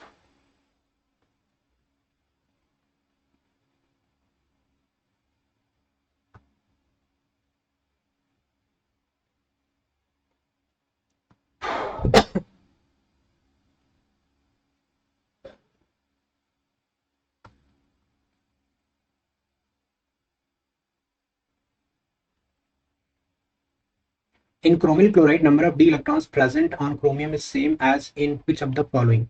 See, chromyl chloride is CrO2Cl2. If you calculate oxidation state of chromium, it comes out to be 6. Chromium is originally 3d5,4s1. If you remove 6 electrons, chromium plus 6 becomes 3d0. So you need to find out species having d0 electrons. Now coming to option A, vanadium. Vanadium is 23, so it is d3s2. If you remove 4 electrons, we'll get d1. So this cannot be the answer. Titanium is 22, which is 3d2, 4s2. If you remove 3 electrons, again you will get d1. Iron 3. Iron 3 is 26, so it is going to be 3d6, 4s2. If you remove 3 electrons, you will get 3d5. Alright, this cannot be the answer.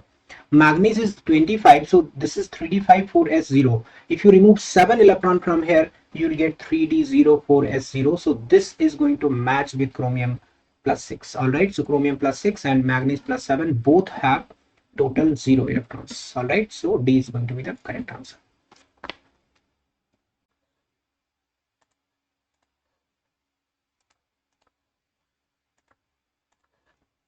Products A and B formed in the following reactions as are respectively. So there's a reaction sequence. First compound is actually anilinium salt. Anilinium salt will react with HNO2, so it will form a disonium salt. That means compound A will be a disonium salt. All right, this will be N2CH3COO minus plus SO3H. All right, when it will be treated with aniline, diisocoupling will take place. In aniline, there will be a para-diisocoupling, so we'll get this compound. This is your second compound. All right. So simple diisocoupling reaction is there with disonium salt and aniline. So आपका option A and B. Let's find out option A and B. First one is anilinium salt, anilinium azo salt, actually diisosalt. So this is going to be the first one, and second one is diisocoupled product. So this is going to be matching with the correct answer. All right. This is acetate salt of disonium compound, and this one is the diisocoupled product. So D is going to be your correct option.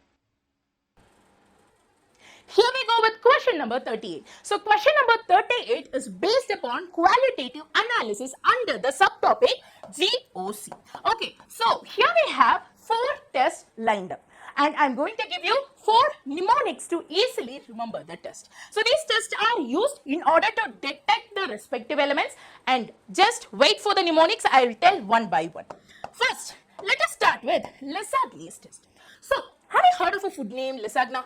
My pronunciation might be a bit bad, but yes, you know the food lasagna, right? What is inside the food? You have pasta, sauce, cheese, and many more. Similarly, a lasagna's test is used to find many elements like nitrogen, sulfur, phosphorus, and halogen. Voila. Here we go with the second trick, which is for copper oxide. I would like to give you a very small word here, which is COC, coke. You can take it as coke or whatever it is, or even cook, but whatever it is, we will just consider copper oxide to be a test to find carbon, and it is an easy mnemonic to remember that. Let's get to the third part, which is silver nitrate. You must have seen our Marvel heroes or generally heroes in a comic book, right? They have that strength, they'll be like very muscular, they have that glow in their face and in their body. So, silver also has that glow, right? Silver also has that glow. So, our trick is going to be mainly, let us take another color. Yeah. So, our trick is going to be silver hero. Silver hero. So heroes will have shiny texture. H for halogen, silver for silver nitrate. Silver hero is a perfect name for this trick. Next we go with the sodium fusion extract gives black precipitate with acetic acid and lead acetate.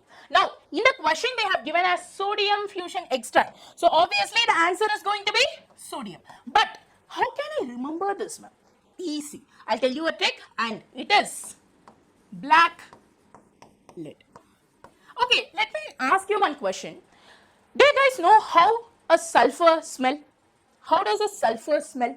It has that rotten egg smell, right? And what happens when you keep this rotten egg out for a long time? It turns out to be black. Voila, you got the answer. That's how black lead forms. Whenever you use lead acetate and acetic acid, you get sulfur. Why? Sulfur smell is rotten egg. Rotten egg is black in color. And finally, what could be the answer, my dear? Just try to mix and match the options. And the final answer for this question is absolutely option B. Here we go with the next question. This question is actually a substitution reaction between one complex and ligand. One bromide ion is coming to replace one ammonia. All right. So in the product, we have 3 ammonia and 3 bromine. So let's say if the reactant complex is existing in cis form. Cis form means bromine here, bromine here. The rest of the position will be occupied by ammonia. Right. And the other one can be trans, in which one bromine is at the top and one bromine is at the bottom, and remaining all ammonia is present at the corner of square. All right. So now when we replace one of the ammonia with bromide, what happens? If I write ammonia here, CO, and all other, one of the bromine has to come in place of ammonia actually. So bromine has to come in place of ammonia. So we have to remove ammonia from here. Bromine has to be there only, and one of the ammonia has to be replaced by bromine. Now this is the compound you are going to get, NH3, NH3, NH3. All right. This is one form which is 1, 2, 3. That means this is facial isomer, FAC isomer, right?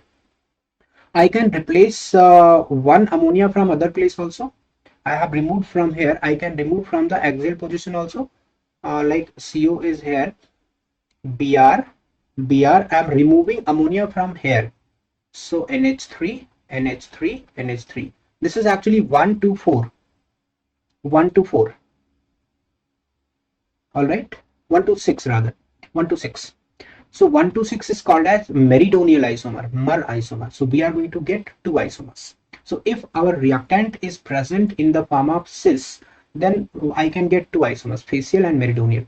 If it is in the form of trans, only one of the ammonia can be replaced by a bromine. So we'll get only 1 isomer, not 2 isomer. If keeping bromine at top and bottom, one bromine is coming in place of ammonia, remaining ammonia remain at its own place. So this is only meridional. You cannot get facial isomer from here.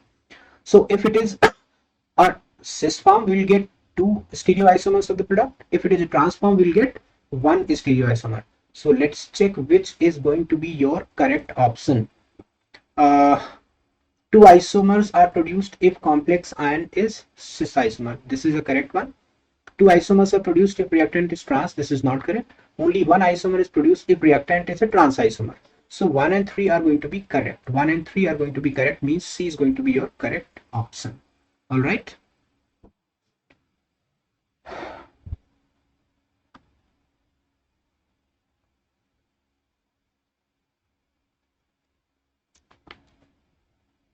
Which of the following compound is non-aromatic? Out of the four options, you have to identify non-aromatic. The first one is actually very obvious. This is going to be non-aromatic, right? One of the carbon is actually sp3 hybridized, so a complete cycle will not be formed, right? So this is non-aromatic. This is aromatic. This is aromatic. This is also aromatic, incorporating lone pairs. So the correct option is A. All right.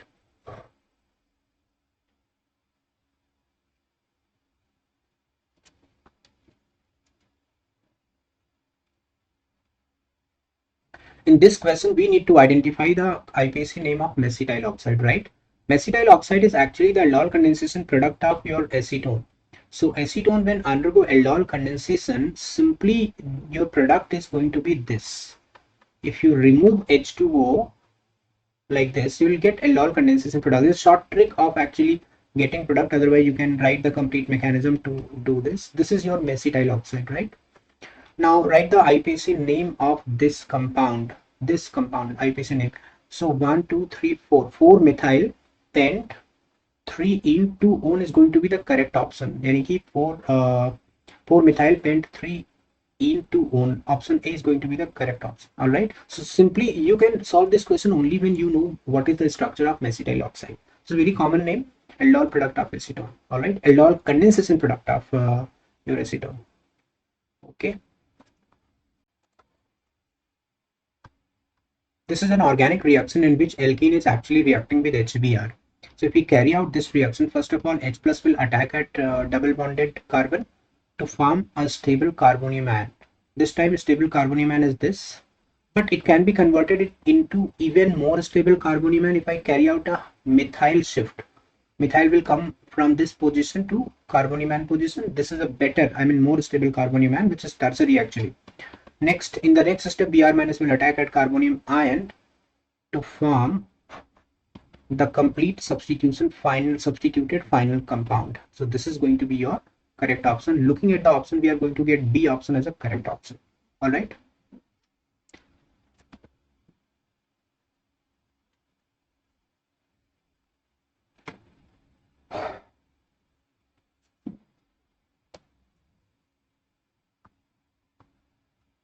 A sample of water has hardness expressed at 120 ppm of calcium ion. All right. The sample is passed through an ion exchanger where calcium ion is replaced by H ion. pH of water after this particular treatment. All right. When 120 ppm means 120 gram is present in 1 million gram of water, which is 10 raised to the power 6 gram, which can be approximately treated as 10 raised to the power 6 ml. All right.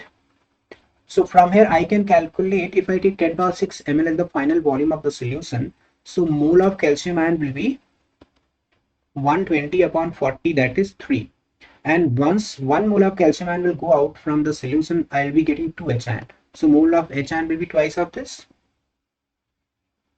6 mole of H ion. Then concentration of H ion is equal to 6 divided by volume in liter, which is going to be 1000. So it is 6 into 10 raised to the power minus 3. So pH is going to be minus log of this. So this is going to be 3 minus log 6. All right. So this will be approximately 2.2. So your B option is going to be the correct option of this question. All right.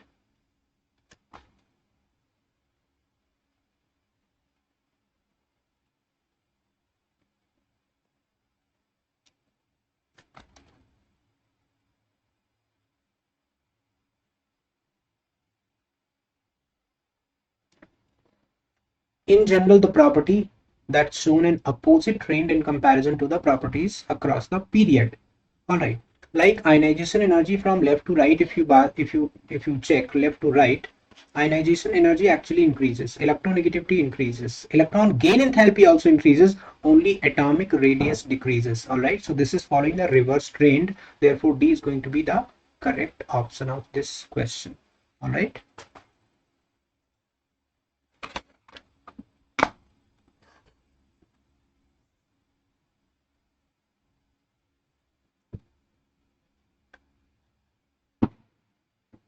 This is a sequence of organic reactions in which many reagents are given in sequence. We need to find out the final structure of the final product. All right. So first one is actually cyclohexene, and if you treat this with concentrate KMnO4 and OH minus followed by acidification, this will actually give you KMnO4 OH minus followed by H plus. This will give you carboxylic acid. Double bond will be dicarboxylic acid, in fact. So both the double bond is broken into carboxylic acid group, and then CH2N2. CH2N2 actually converts OH into CH3. So I'll be getting diester, COOMe. Here also COOMe. Then reagent is methoxide ion followed by heating. If you treat with a strong base, this alpha hydrogen will be taken to create a negative charge out here, and it will intramolecularly attack at here like intramolecular Claisen condensation, which is Dicamous condensation, to form beta keto ester actually. Beta keto ester. This is OMe, and here it will be ketonic group left out. And thereafter we have to carry out hydrolysis reaction. So in hydrolysis, ester will be converted into acid, and when beta keto acid is heated, it will undergo rapid decarboxylation. So your final product is going to be ketone, cyclopentanone. All right, so B has to be the correct option for this question. Beautiful question. Many important reactions are given in this part. All right.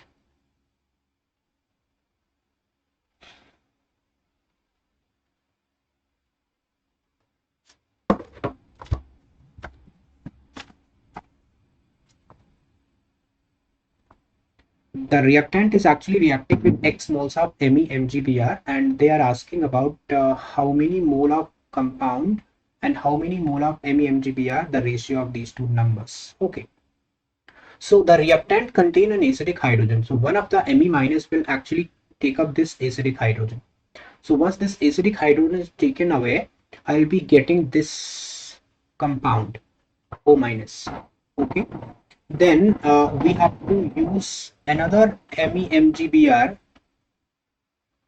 to attack at this carbon, because after looking at the product, this is getting converted into alcohol. So MeCOH, then H, then O minus, and followed by acidification, we are going to get the product written in the question. So you can easily check 2 moles of Grignard reagent is used. So X is going to be 2, Y is going to be 1. So ratio of 2 and 1, it is going to be 2. So 2 is going to be the correct option of this, correct answer of this question. All right.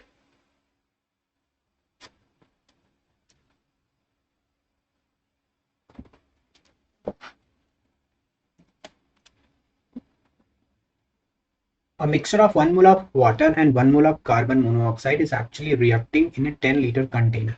All right. CO gas plus H2O gas changing into CO2 gas plus H2 gas. This is 1 mole, this is 1 mole. 40% of water by mass react. All right, this is 40% reacting. So this is also 0.4 mole reacting. This will be 0.4, 0.4. So we are going to get 0.6 mole, 0.6 mole, 0.4 mole, 0.4 mole. As since this is a homogeneous equilibrium between gaseous molecules, I can directly write Kc is equal to 0.4 into 0.4 upon 0.6 into 0.6. All right. Because if you use volume, in Kc term we use concentration terms, volume gets cancelled out. So I directly kept mole out here. So it is going to be 4 divided by 9. So this will be approximately 0.44, which is 44 into 10 raised to the power minus 2. So your option as the format of the question is going to be 44. All right. So you have to write 44 as the final answer of this question. In the basic medium, CrO4 2 minus oxidizes S2O3 minus 2, SO4 2 minus itself changes to CrO4 minus 1. All right. So this question is actually based on redox reactions in law of equivalent. When thiosulfate changes to sulfate ion, N factor of thiosulfate is going to be 8. When you calculate oxidation number of 2 sulfur atoms out here, it will comes out to be plus 4. All right. And from here, if you convert into 2 sulfur, it is going to be plus 12 on 2 sulfur. So 8 electrons are actually lost per mole of the compound, and CrO4 2 minus is actually changing into CrO4 minus From here it is going to be plus 6 and it is going to be plus 3, so n factor of this compound is going to be 3. All right, so I can write a milli equivalent of CrO4 2 minus is equal to milli equivalent of H2O3 2 minus. Milli equivalent is volume into normality. Volume of CrO4 2 minus is to be calculated actually, and 0.154 is the molarity multiplied by its n factor 3 into V must be equal to 40 into 0.25 into 8. All right, from here if you calculate you will get volume around 173 milliliter. All right, so your final answer is 173 ml. Simple application of law of equivalence in any reaction. Though it's a redox reaction, number of equivalents of one reactant has to be equal to number of equivalents of other reactants. All right.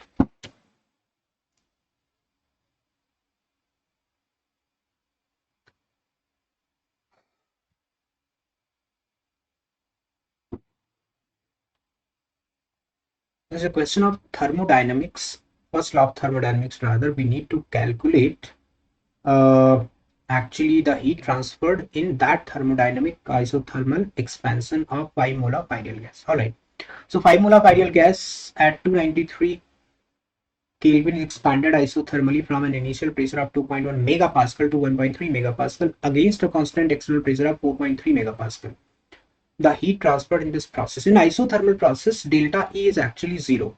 So Q is equal to minus W. So simply we need to calculate W and then remove minus sign from the W, or multiply minus sign in the W. So W in isothermal can be written as minus nRT. Since it is going to be an irreversible isothermal process, I have to apply W is equal to minus P external V2 minus V1 minus P external. External pressure is 4.3 megapascal into 10 raised to the power 6. V2 can be written as nRT upon P2 minus nRT upon P1. So minus 4.3 into 10 raised to the power 6 into nRT. N have 5, R I can write 8.314 joule, and temperature is 293 into 1 upon P2. P final is actually 1.3 megapascal minus 1 upon 2.1 into 10 raised to the power 6 megapascal. All right, calculating these values, I will be getting the answer minus 15347.7 joule, which is minus 15.3 roughly, or you can write 15.347 kilojoule. All right, and I need to write the answer in terms of kilojoule only. So 15.3 has to be the answer, because your Q is going to be minus W. So sign minus sign will be removed. So your answer has to be 15.3 kilojoule. But there is a point in this question. We need to actually calculate per mole. So this will be total heat transfer. So heat transfer per mole is going to be 15.5 divided by 15.3 divided by 5 mole. So roughly approximately 3 is going to be the right answer of the given question, because we need to calculate per mole heat transfer. So answer is 3. Okay, so this mistake usually people make. People write 15.3 because they simply calculate heat transfer, but it is not the total heat transfer to be calculated, it is the amount of heat transfer per mole has to be calculated. All right,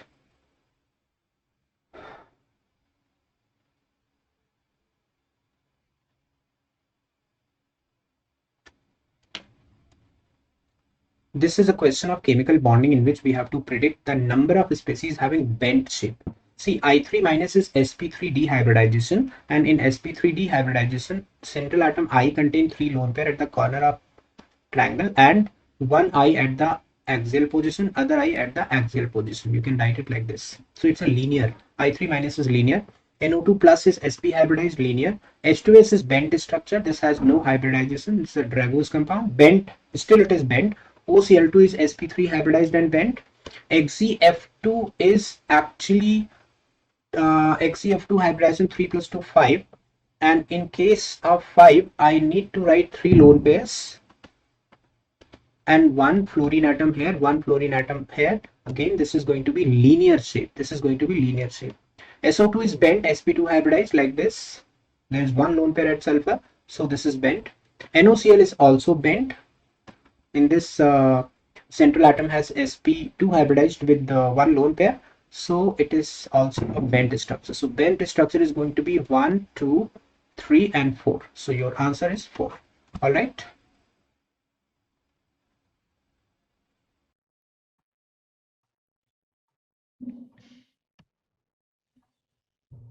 Hi everyone, I'm Firoz Khan, Master Teacher of Mathematics here at Vedantu.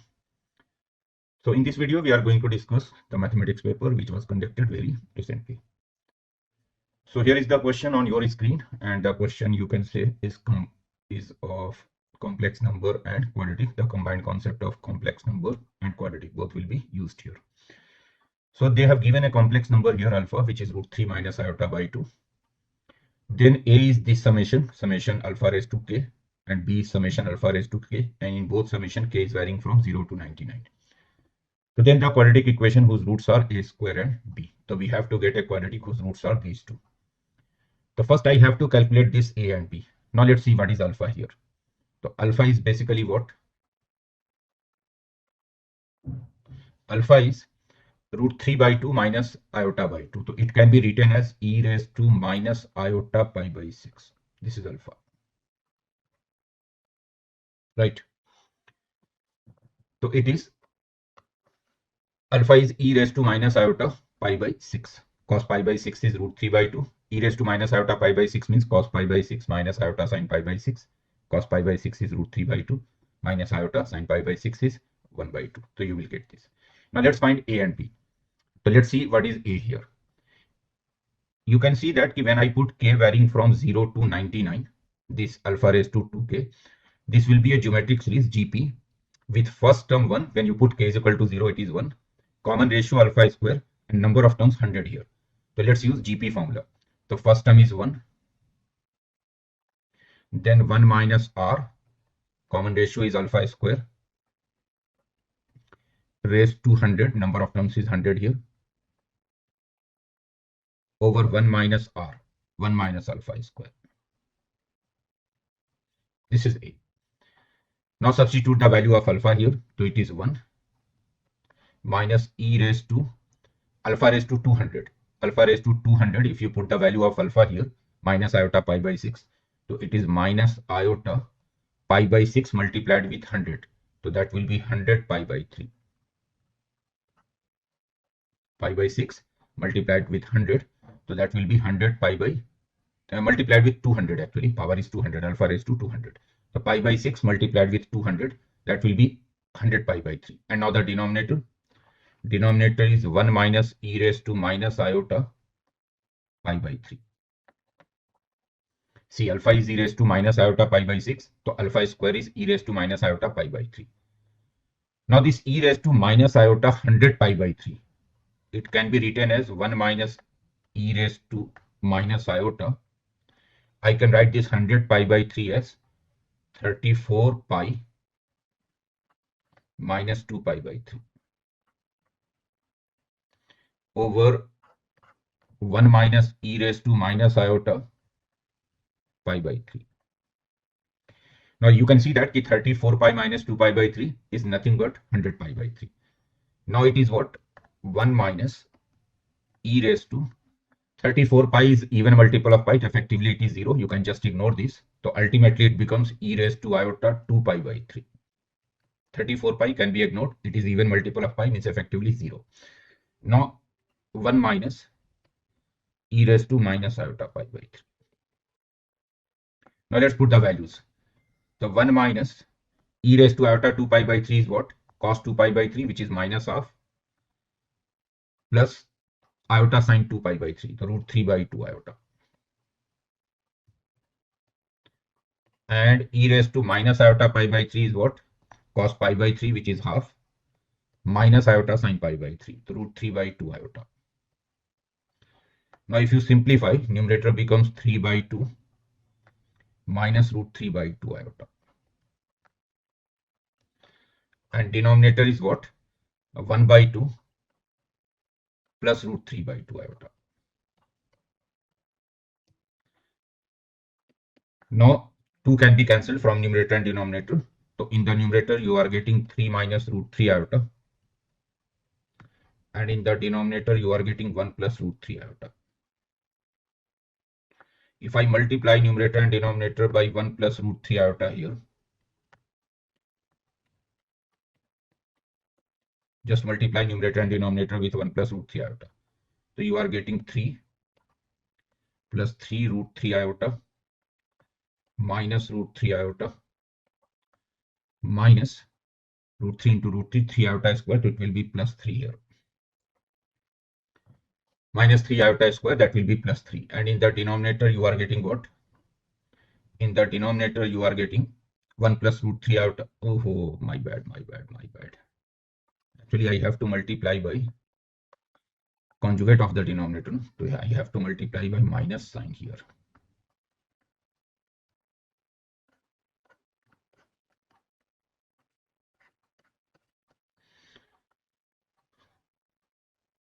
Actually, denominator is 1 plus root 3 iota. So I have to multiply it with 1 minus root 3 iota here, not 1 plus root 3 iota.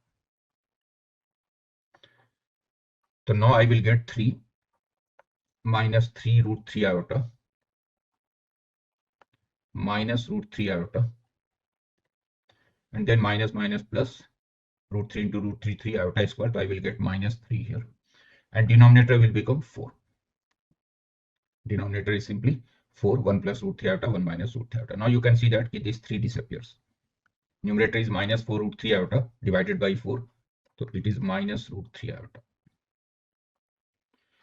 So this is what we are getting as A. A is minus root 3 iota. Now let's check B. B is what? K varying from 0 to 100. Alpha raised to 6k. Alpha raised to 6k. And alpha is e raised to minus iota pi by 6.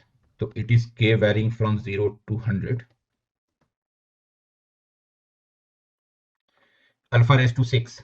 What is alpha raised to 6? Alpha raised to 6 is e raised to minus iota pi. E raised to minus iota pi. And then whole raised to k.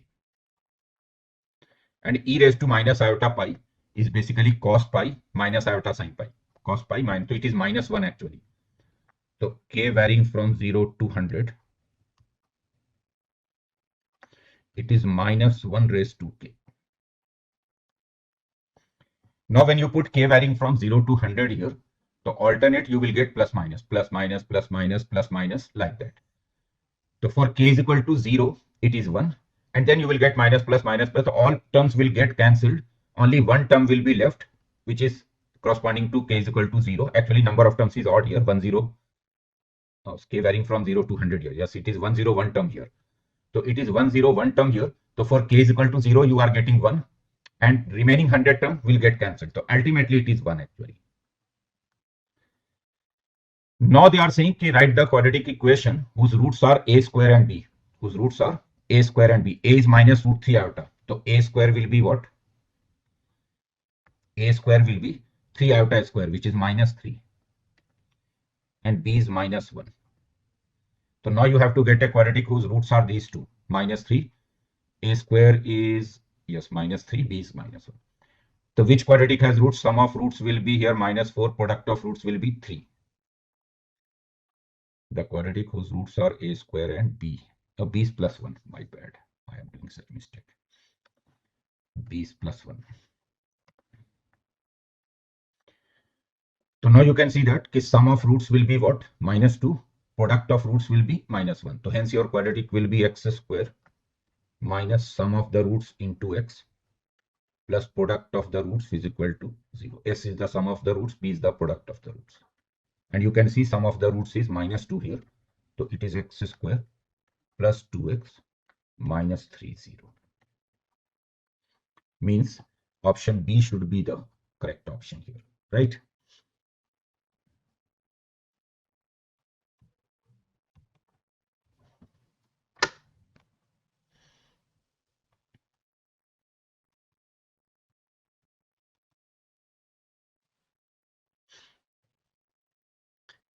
Okay, let's see this question now. This is from matrices and determinants. You are given 3 linear equations in 3 variables here.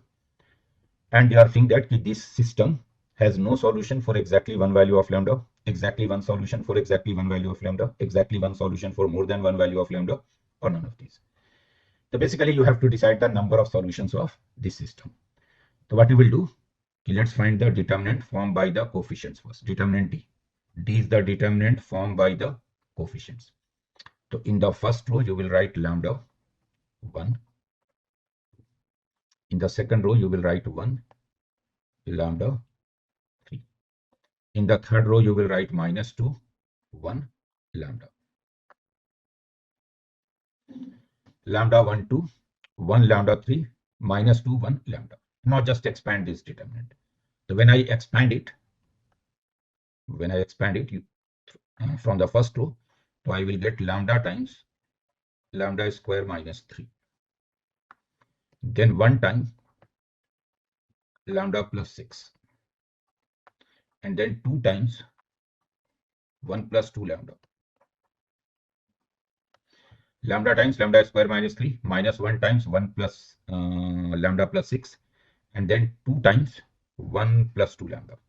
So it is lambda cube minus 3 lambda minus lambda minus 6 plus 2 plus 4 lambda. 4 lambda gets cancelled here. So you are getting lambda cube and -4. Now obviously for unique solution,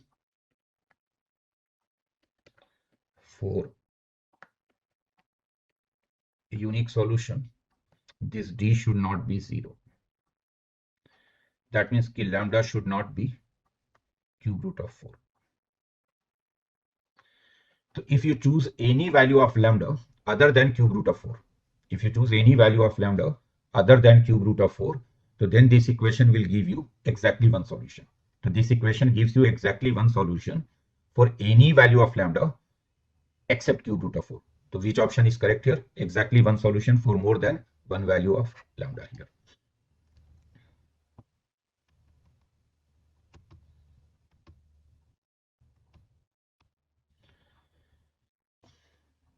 Okay, let's see this question. This is from circle, and they are saying that this line cuts the circle at 2 points. This line cuts the circle at 2 points. So what will be the possible set of values of lambda? So since the line cuts the circle at 2 points, so hence the length of the perpendicular from the center of the circle to the line should be less than the radius. Now what is the center of the circle? So you can see that the center of this circle is 2, 4.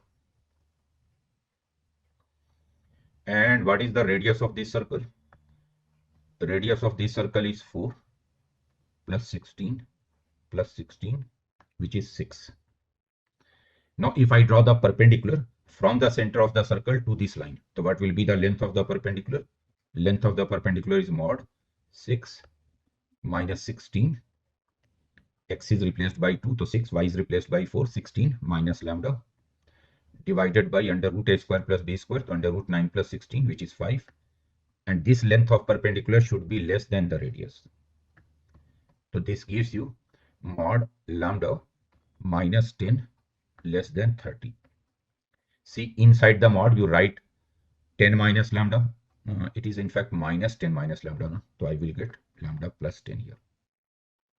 You write minus 10 minus lambda, or you write lambda plus 10, both are same thing. So that means this lambda plus 10 must lie between minus 30 and plus 30. Hence lambda must lie between minus 40 and 20. The lambda lies between minus 40 and 20, means C option should be the correct option, right?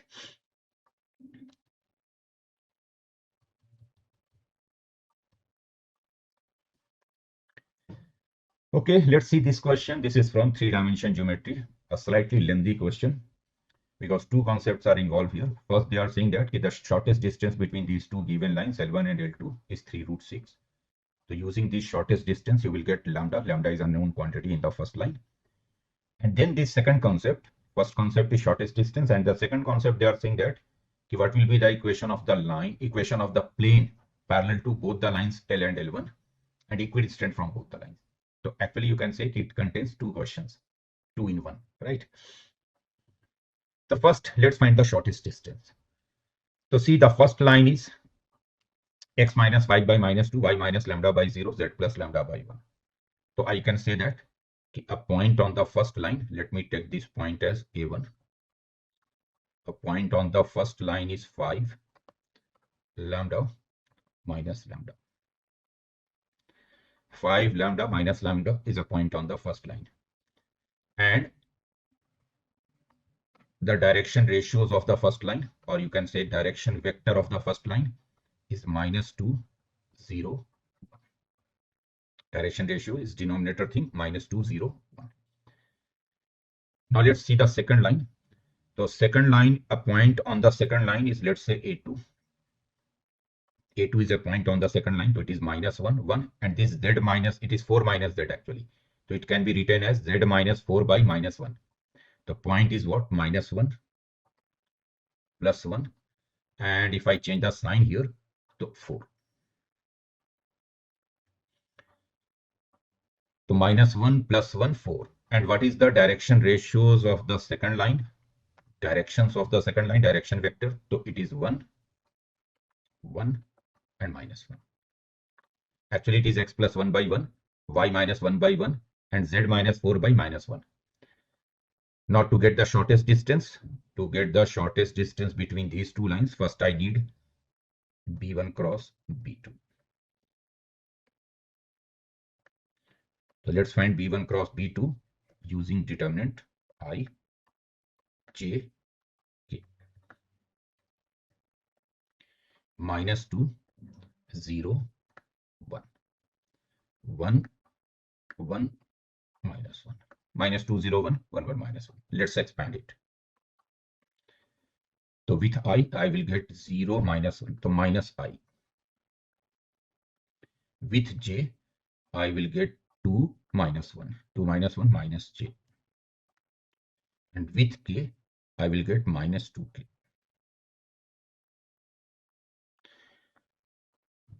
So minus I, minus j, minus 2k is b1 cross b2. Right? So what will be the shortest distance? Shortest distance will be a2 minus a1. Or a1 minus a2, it doesn't matter. You write a2 minus a1 or a1 minus a2, both are same thing. So a2 minus a1 dot b1 cross b2 over mod b1 cross b2. And the absolute value of this one is the shortest distance. And this shortest distance is already given to you, 3 root 6.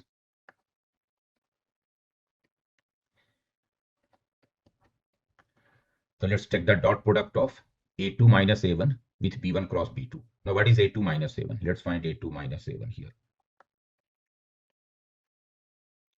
a2 minus a1 is minus 6, 1 minus lambda, and 4 plus lambda. You can see minus 1, minus 5, minus 6, 1 minus lambda, 4 plus lambda. Now let's take the dot product of this a2 minus a1 with b1 cross b2 in the numerator. So minus 1 into minus 6 plus 6. Minus 1 into 1 minus lambda. So this is minus 1 plus lambda. And then minus 2 into 4 plus lambda. So that will be minus 8 minus 2 lambda. Absolute value. Let me repeat. Dot product of b1 cross b2 with a2 minus a1. Minus 1 into minus 6 plus 6. Minus 1 into 1 minus lambda. That will be minus 1 plus lambda. Minus 2 into 4 plus lambda. That will be minus 8 minus 2 lambda. Now in the denominator, you have to take mod of b1 cross b2. Mod of b1 cross b2 is what? Under root 1 plus 1 plus 4, root 6. And this is 3 root 6. So this gives you what? This gives you 6 and minus 9. So minus 3. 6 minus 9, minus 3 and minus lambda. And on the right side, you are getting 18. So that means lambda plus 3 is plus minus 18. But they have given that lambda must be positive. Lambda should be greater than or equal to 0. So if I take the positive value, the lambda will be 15 here. Just ignore the negative value. Lambda is 15. Now they are saying that you write the equation of the plane parallel to both the lines L and L1. Write the equation of the plane parallel to both the lines L and L1. So what will be your required plane? So see, since your required plane is parallel to both the lines, so actually the normal of the plane will be in the direction of B1 cross B2. You can say that this B1 cross B2 is the normal of the plane. This B1 cross B2 is the normal of the plane. Since plane is parallel to both the lines, so B1 cross B2 is a vector which is perpendicular to both the lines. Obviously, it will be normal of the plane. So I can say that your required plane is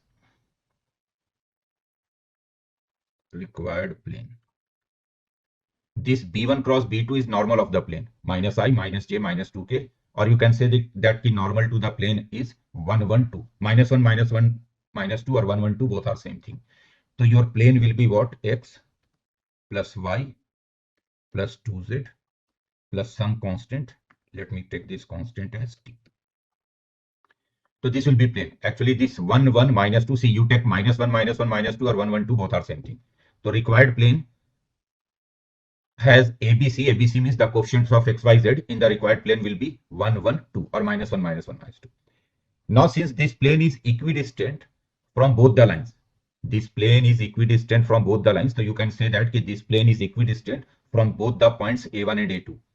This plane is equidistant from both the points A1 and A2. A1 point is what? 5 lambda. Lambda is 15 minus lambda, which is minus 15. And A2 point is what? Minus 1, 1, 4. So this plane is equidistant from both these points, A1 and A2. Means if I draw perpendicular from both these points to this plane, so both the length of perpendicular should be same. So let's draw perpendicular from 5, 15, minus 15 to this plane. So you will get mod 5 plus 15 minus 30 plus d over under root a square plus b square plus c square, which is root 6. This should be same as mod minus 1 plus 1 plus 8 plus d over root 6. So ultimately you are getting what here? You are getting d mod d and minus 10. And here you are getting mod d plus 8. Obviously with plus sign you will not get any solution. So with minus sign you will get d minus 10 is minus d minus 8. And hence 2d will be 2, d will be 1. 2d is 2, d will be 1. So now you can say that your required plane is what? Your required plane is x plus y plus 2z plus 1, 0. X plus y plus 2z plus 1, 0. So you can see second option is correct option here, option B, right?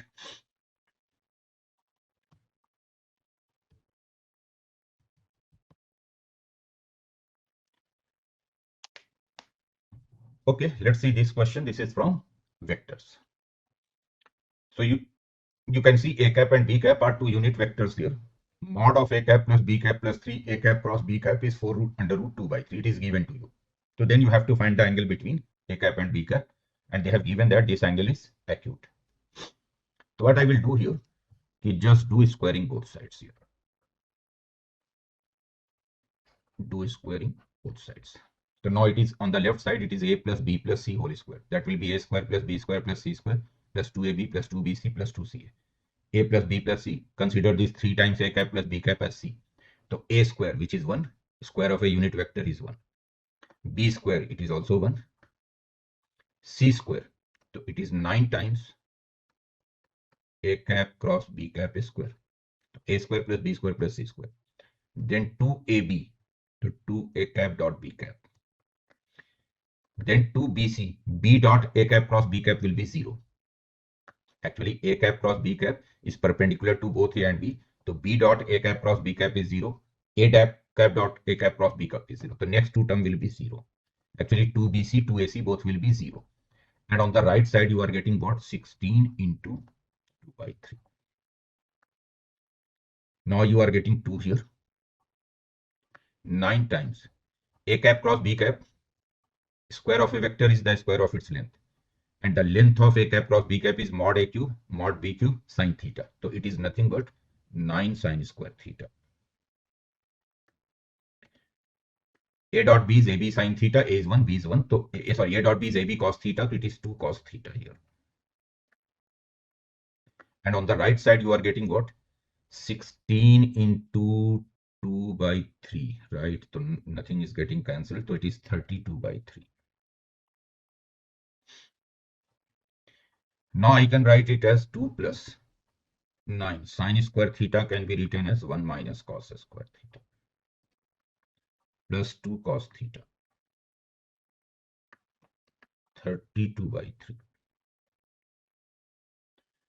So then I'm getting what? I'm getting 9 minus 9 cos square theta plus 2 cos theta. 32 by 3. And here I'm getting 9 and 2, 11. So minus 11. And now I'm getting, just multiply with 3. So I'm getting minus 27 cos square theta plus 6 cos theta. And on the right side, you are getting 32 minus 33 minus 1.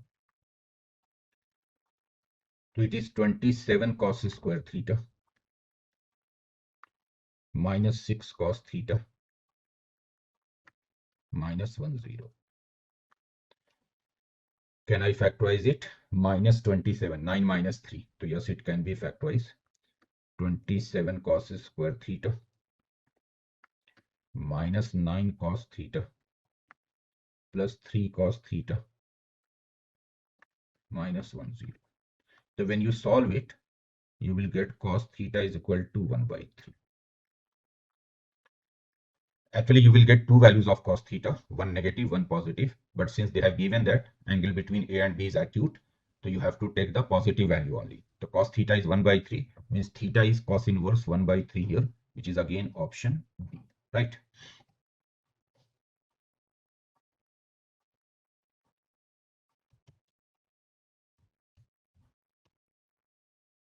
Let's see this question. This is from matrices. A matrix A is given ABCD, and all the four elements ABCD belong to this set 0, 1. Means for each element you have only two possibilities, 0 or 1. And they are saying that what is the probability that A inverse does not exist. So matrices and probability. So A inverse does not exist. This simply means the determinant of A should be 0. First, how many total matrices you can form? Total matrices you can form is total number of cases. Total number of cases. So how many total matrices you can form? Obviously 16. For each element you have two options. So two options for A, two options for B, two options for C, two options for D. So 2 into 2 into 2, 4 times. The total matrices you can form 2 raised to 4, which is 16. For each element, two options. So 2 into 2 into 2 into 2, 4 times. Now, what is the favorable case? You are saying that A inverse does not exist. A inverse does not exist means the determinant of A should be 0. Determinant of A should be 0 means AD minus BC should be 0. Means AD is equal to BC. AD is equal to BC. So this is the favorable case. Favorable case is AD must be BC. So what are the possibilities? Ki AD and BC both 0. AD 0. BC 0. AD 0, BC 0. Now AD 0, you have three possibilities. How AD can be 0? 1 0, A1, D0, or 0 1, A0, D1, or both 0. So three possibilities for AD0. Similarly, three possibilities for BC0. So total 9 possibilities for AD is equal to BC is equal to 0. Let me repeat. A0, D0, one possibility. A0, D1, second possibility. A1, D0, third possibility. So three possibilities for AD0. Similarly, three possibilities for BC0. So hence 3 into 3, 9. And next possibility is ki AD1, BC1. AD1, BC1. So AD1 only one possibility. In fact, AD1, BC1 means these will give you only one possibility. Each element should be 1. Each element should be 1. So in this case, I have only one possibility. The total favorable cases is 10. So what will be the probability? Favorable cases is 10. Total cases is 16. So probability will be 5 by 8. Option B is the right option here. Clear?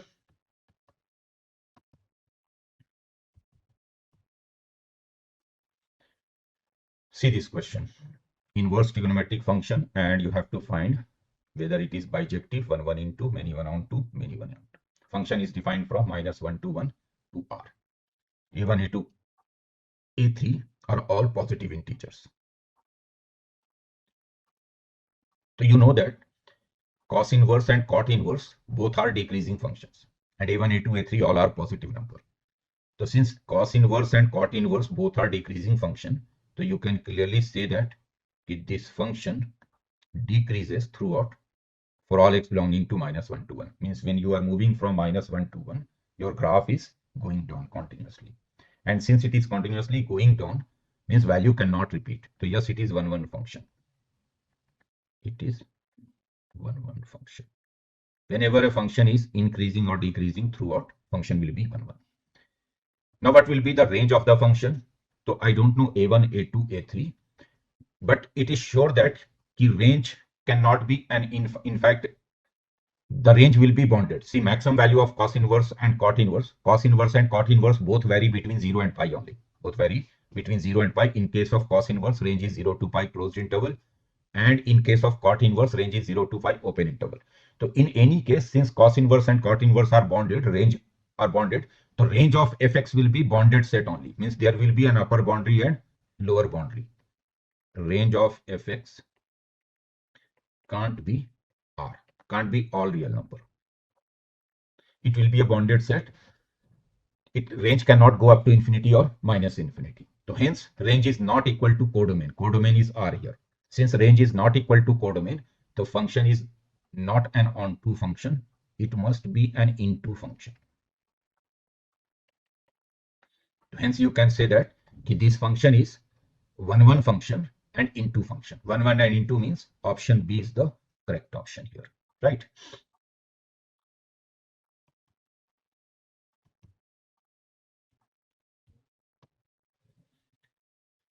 See this question. This is from parabola. So they are saying that the minimum possible area of a quadrilateral ABCD whose vertices ABCD lie on this parabola and diagonals ACBD of the parabola are perpendicular to each other. Diagonals AC and BD of this parabola of this quadrilateral ABCD are perpendicular to each other, and both the diagonals pass through 1, 0. Both the diagonals pass through 1, 0. Actually 1, 0 is the focus of this parabola. You can clearly see that this parabola is of the form y square is equal to 4ax. 4a is 4 here, a is 1 here. The focus of this parabola is a, 0, which is 1, 0. So now you are forming a quadrilateral whose both the diagonals AC and BD are perpendicular and both the diagonals are focal chord. They are passing through the focus. So let's say this is your parabola. This is axis of the parabola.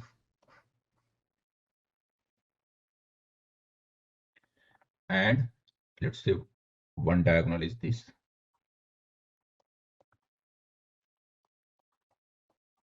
It is passing through the focus. Other diagonal is, let's say, this.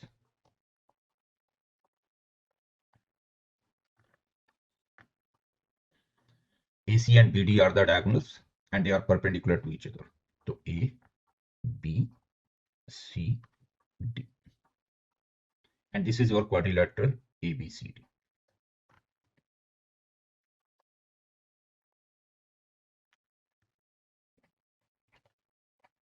So this is the quadrilateral ABCD. So then they are saying that what will be the maximum area of this quadrilateral. And you can see that both the diagonals actually are passing through focus 1, 0 here.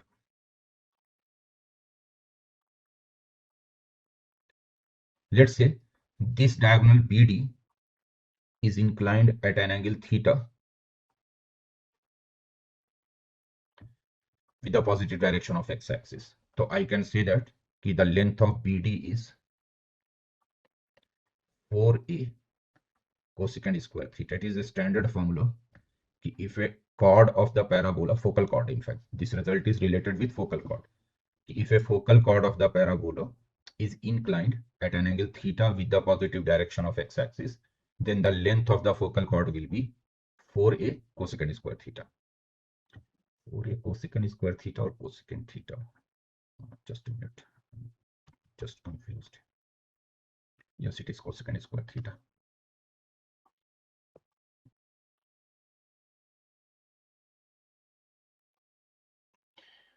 The length of this chord will be 4a cosecant square theta. A is 1. So I can say that the length of this chord is 4 cosecant square theta.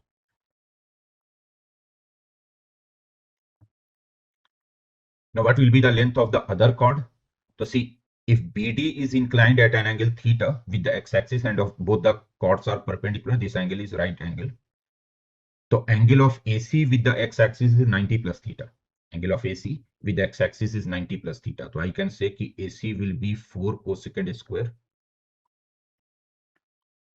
90 plus theta.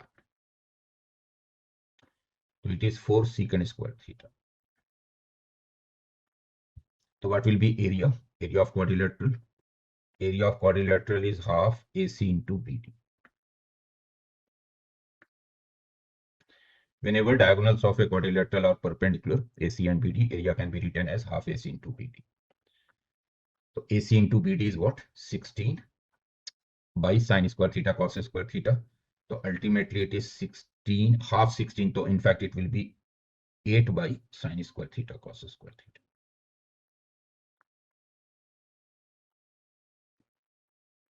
And now it can be written as 32 by sine square 2 theta.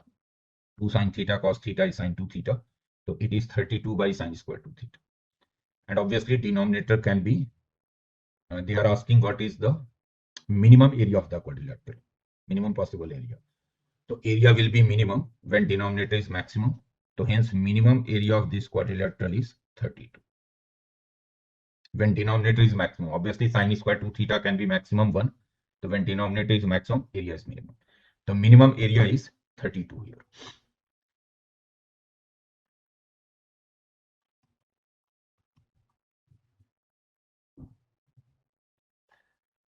See this question, this is based on quadratic and Newton's formula. Alpha beta are the roots of this equation. An is a alpha raised to n minus b beta raised to n. So what will be A10 plus 12 A7 over A8. So if I apply Newton's formula here, so I can say that if I apply Newton's formula here, so I can say that An plus 2 minus 4An plus 1 plus 3An, it is 0 for all n belonging to n, for any natural number n. Or you can say that An plus 2 is 4An plus 1 minus 3N. Now you can see that you need A10, A7, A8. So let's find A10. A10 means you are putting n is equal to 8 in this result, in this Newton's formula. So in this Newton formula, if I put n is equal to 8, so A10 will be 4A9 minus 3A8. But actually I need the results in 7, 8, 10. It is actually 8, 9, 10. So let's put the value of A9 now. A9 will be what? If you put n is equal to 7 in this Newton formula. So A9 will be 4A8 minus 3A7 minus 3A8. Just put n is equal to 7 in this Newton formula. So A9 will be 4A8 minus 3A7. So now you are getting 16 minus 3, 16A8 minus 3A8. So it is 13A8 minus 12A7. This is A10. So hence A10 plus 12A7, it is 13A8. And now just divide both sides by A8. So your answer will be 13. A10 plus 12A7, you can see here A10 plus 12A7 divide by A8. So this will be 13, which is option D.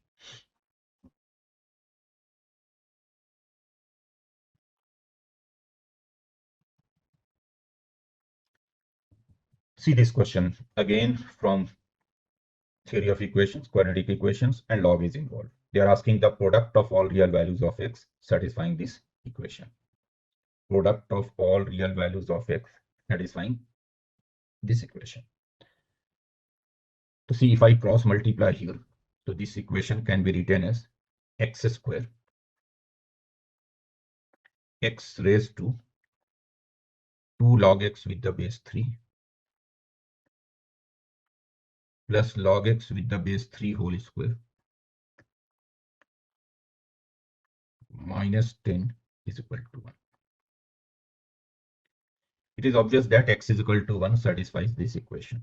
So one value of x is clearly 1. If I take x is equal to 1, the base becomes 1, then whatever is the power, it doesn't matter, it will be 1. So x is equal to 1 obviously satisfies this equation. Now base is x, so I can write it as x raised to, let's suppose this log x with the base 3 as t, so you will get x raised to t square plus 2t. 2 minus 10 is minus 8, and on the right side it is 1. 1 means x raised to 0. If I'm not taking x is equal to 1. And obviously x cannot be negative here also, because you are taking log x, the x is a positive number here for sure. So this gives you t square plus 2t minus 8, 0. T square plus 2t minus 8, 0. And t square plus 2t minus 8 can be factorized as t plus 4, t minus 2. So you are getting two values of t. T will be either 2 or minus 4. T is what? Log x with the base 3. So it is 2 or minus 4. So hence x will be either 3 raised to minus 2, 3 raised to 2, or 3 raised to minus 4. So basically we are getting three values of x. One value of x is 1, and then two values here, 3 square and 3 raised to minus 4. But they are asking product of all these values. Product of all real values of x. So if you multiply all these three, x is equal to 1, x is equal to 9, x is equal to 1 by 81. So product is 1 by 9 here. Right? Means option D is the correct option here.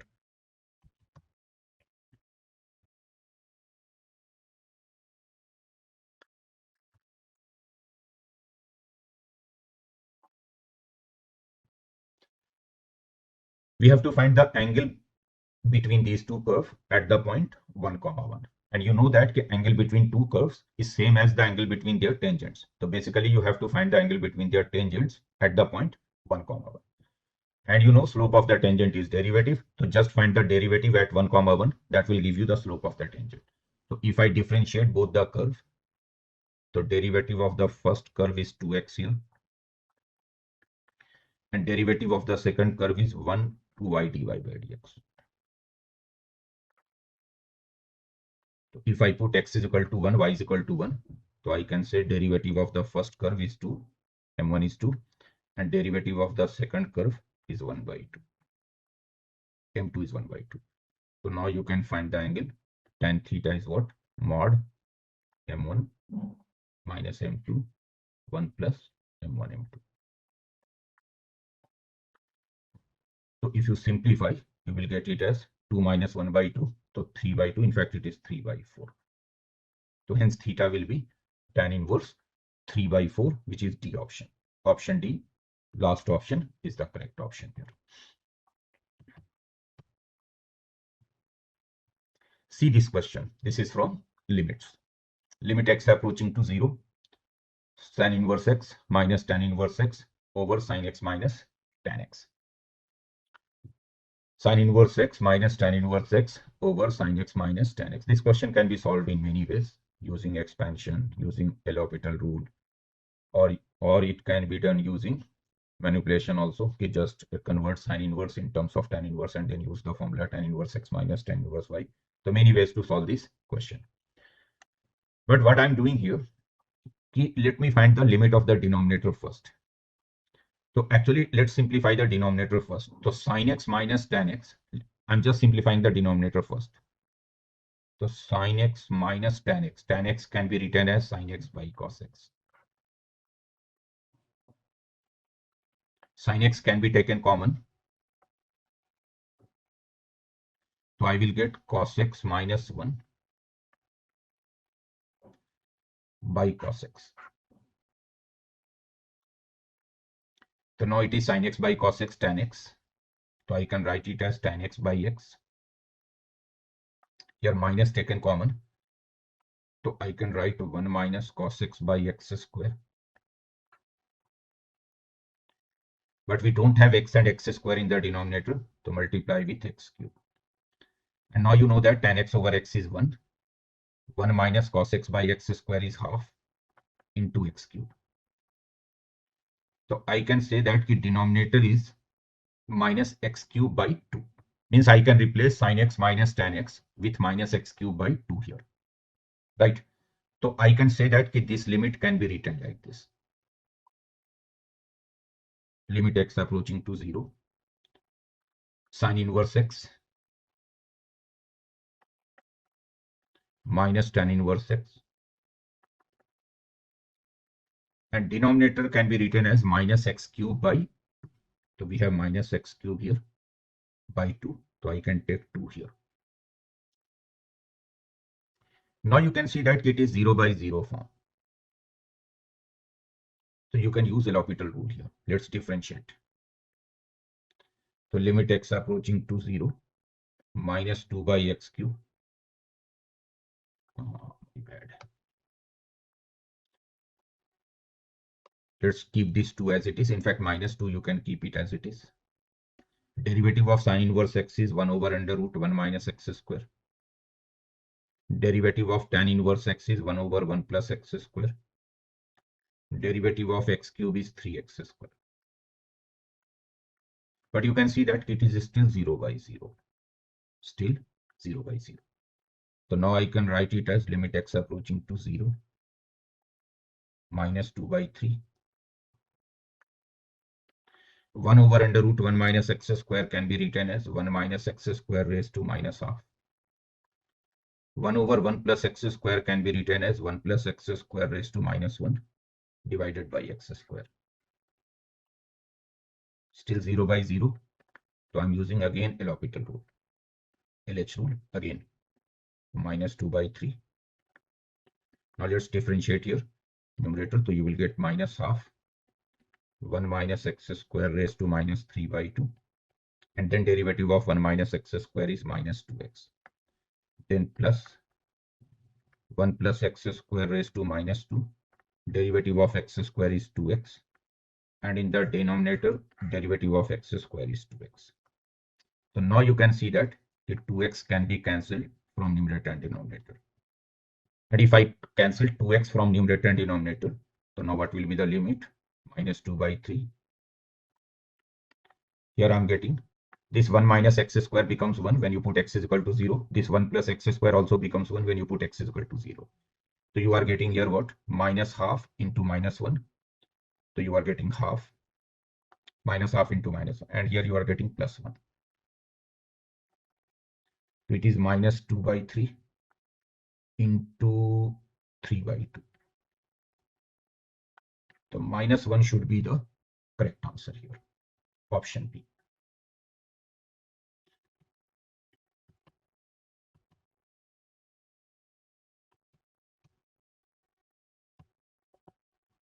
Okay, let's see this question. And this is from indefinite integration.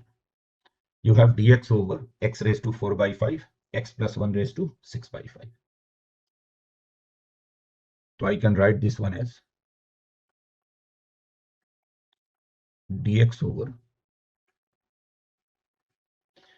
if I take x common from this bracket, second bracket, x taken outside, so x raised to 4 by 5 and x raised to 6 by 5, that will become x square. And then I have 1 plus 1 by x raised to 6 by 5. Now just substitute this 1 plus 1 by x as t. So its derivative will be minus 1 by x square dx dt. So hence this integration is minus t raised to minus 6 by 5 dt. Dx by x square is minus dt and this is t.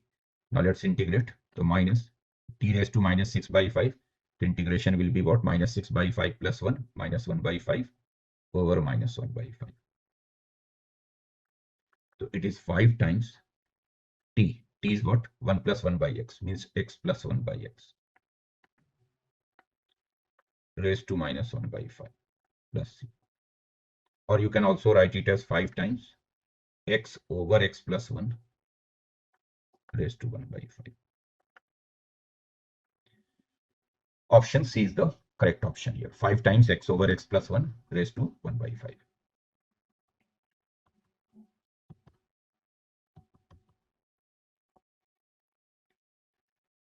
See this equation. This is from differential equations. You have to find the general solution of this differential equation.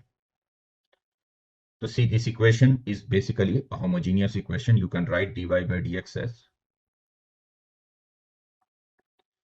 y minus x over 2y plus x.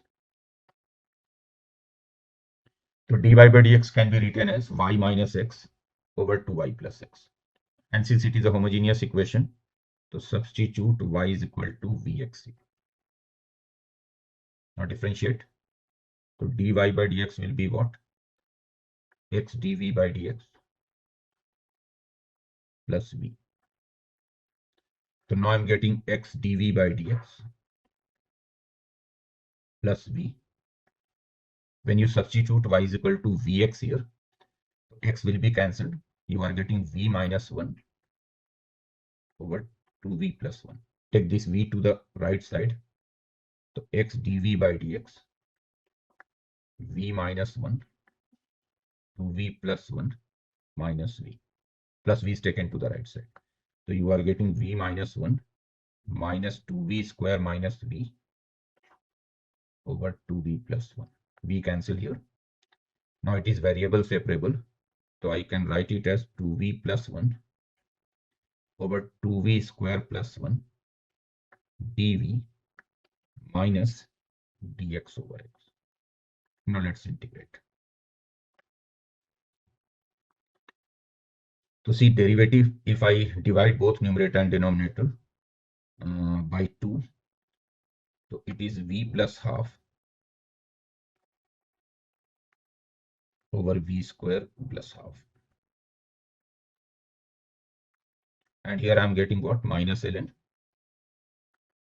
x plus, let's say, ln c or ln k, whatever you want to write. Options are in terms of k, that's why I'm taking k. Now I can write it as, let's separate the two integration. So I can write it as half 2v over v square plus half dv, and then half dv over v square plus half minus ln x. In fact, no need to take the constant as ln k. They have taken in terms of k only. So let's write it k only here.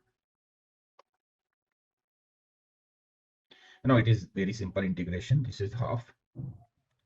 Numerator is the derivative of denominator. So log v square plus half. And then half dv over 1 plus v square, it is tan inverse v. Take this minus log x to the left side, so plus log x. Okay. Now you can easily simplify it. Just replace v with y by x, replace v with y. In fact, it was v square plus half, my bad. So this integration will be what? This integration will be half. It is dx over x square plus a square 1 by root 2 whole square. So it is root 2 tan inverse v divided by 1 by root 2 means root 2v. It is here. So now substitute v as y by x and simplify. You will get your answer.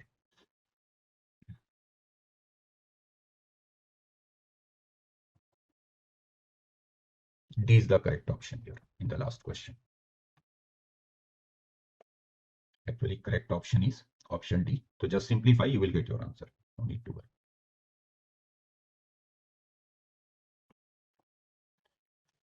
See this question. This is from continuity. They have given that the function is continuous at 0. So then a comma b lies on which curve? So since function is continuous at x is equal to 0, So limiting value and original value should be same. So means if I take limit x approaching to 0, a raised to sine 2x minus 1 over x. So this limit should be equal to log b with the base e. Limiting value and original value should be same.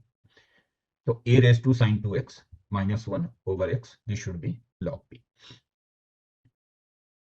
Now you can see it is 0, but you know that formula straight away. In fact, they should have mentioned here in this question k is a positive number. K is a positive number.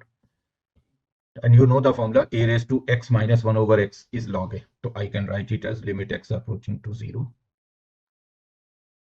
Or you can use L'Hopital rule. It's your choice. It's your choice if you use L'Hopital rule straight away. So derivative of a raised to sine 2x is a raised to sine 2x log a. Then derivative of sine 2x will be 2 cos 2x. Derivative of x is 1. It is log b. I've just differentiated the numerator and denominator here.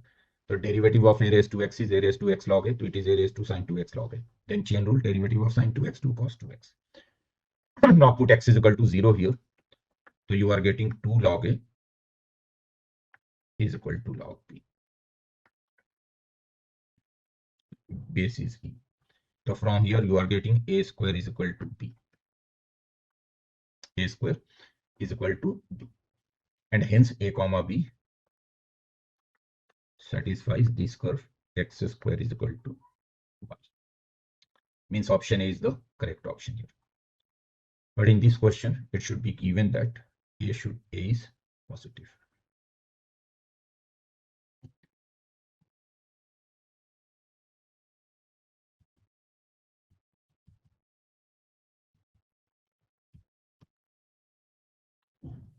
Okay, see this question. This is based on definite integration, and a functional equation is given here. F of 10 minus x is fx is equal to f of x plus 5. And then they have given that 0 to 10 fx sine square pi x by 2 dx is k times 0 to 5 by 2 fx dx. What is k here? First look at this equation here. In this equation, if I replace, since it is 2 for all x, so if I replace x with 5 minus x. In this equation, I am replacing x with 5 minus x in the first two. So I will get f of 10 minus x is replaced with 5 minus x. And then f of 5 minus x. Now it becomes f of 5 plus x is equal to f of 5 minus x. And you can see that f of 5 plus x is given as fx. So I can say that fx and f of 5 minus x are same. So f of 10 minus x is fx and f of 5 minus x is also fx. F of 10 minus x is fx and f of 5 minus x is also fx. Both are true. Now let's take this integral, the left hand side. So the left hand side of the integral is, let me call this integral as I, the integral on the left side. So I is what? 0 to 10 fx sine square pi x by 2. Now use King's property here. If you replace, King's property means you are replacing x with 10 minus x. When you replace x with 10 minus x, you can see that f of 10 minus x is fx only. And sine square pi by 2 10 minus x means if you replace x with 10 minus x here in sine square pi x by 2, it will remain as it is. So actually there will be no change in this function, in this integral, if I replace x with 10 minus x. And since there is no change in the integral, if I replace x with 10 minus x, so I can write it as 2 times 0 to 5 f of x sine square pi x by 2.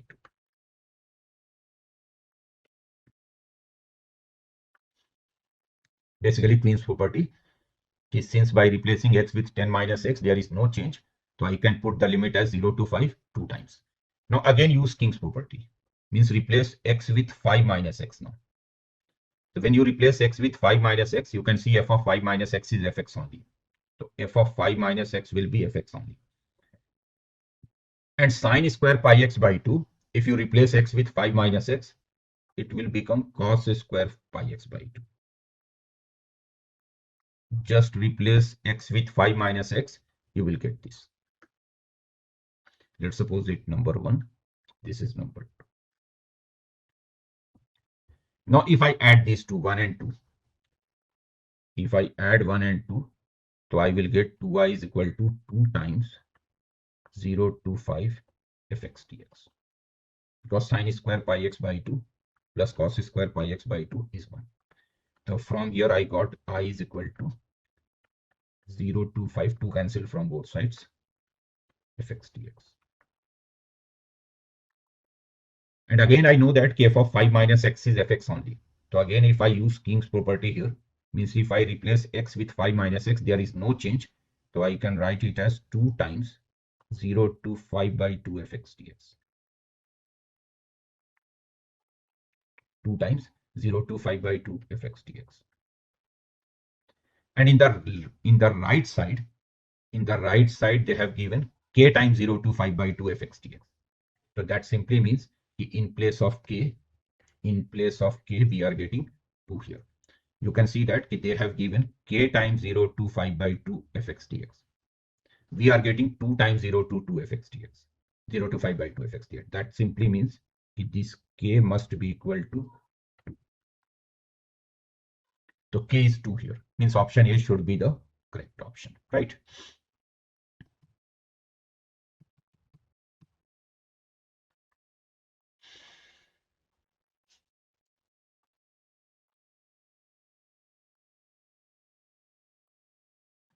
See this question. Set A contains 3 elements. Set B contains 5 elements. X is the number of 1-1 functions from A to B. What is X? Number of 1-1 functions from A to B. So what will be the number of 1-1 function from A to B? Direct formula. The number of 1-1 function from A to B is 5p3.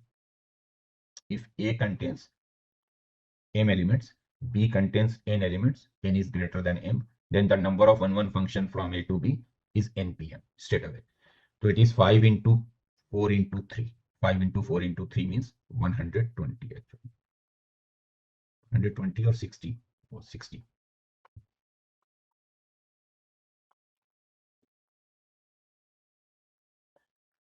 Now y is what?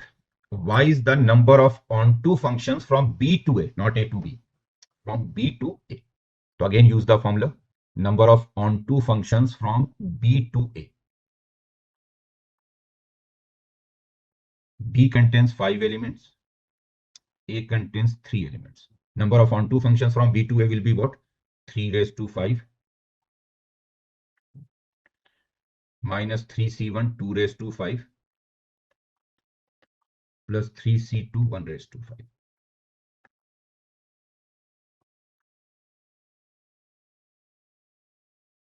Actually, if A contains, let's say, m elements, let's say B contains m elements and A contains n elements. If you have to write the total number of onto functions from B to A, the formula is n raised to m minus nc1 n minus 1 raised to m plus nc2 n minus 2 raised to m, and keep on writing like this until this base becomes 0. The same formula I'm using here. So 3 raised to 5 is 243. It is 3 into 2 raised to 5, 96. 3c2 is 3. So it is 246 minus 96. So it is 0 and 24 minus 9, 15. So x is 60, y is 150. So what is x over y? X over y is 60 by 150. 60 by 150 means 2 by 5. So hence 5x is equal to 2y. Option D is the correct option here.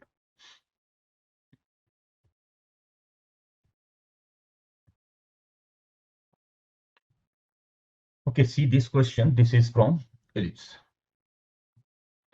An ellipse with eccentricity half has focus and corresponding directrix at the origin, and x plus y is equal to 2. Means focus is at the origin, directrix is x plus y is equal to 2.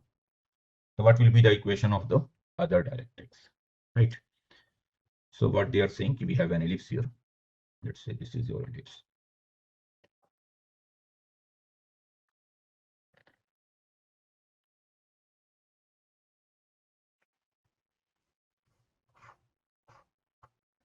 This is one of the directrix, and this directrix is given as x plus y minus 2, 0. And we have to find this other directrix. This other directrix. Obviously, both the directrices will be parallel. And one focus corresponding to this right directrix is at origin. This one is 0, 0.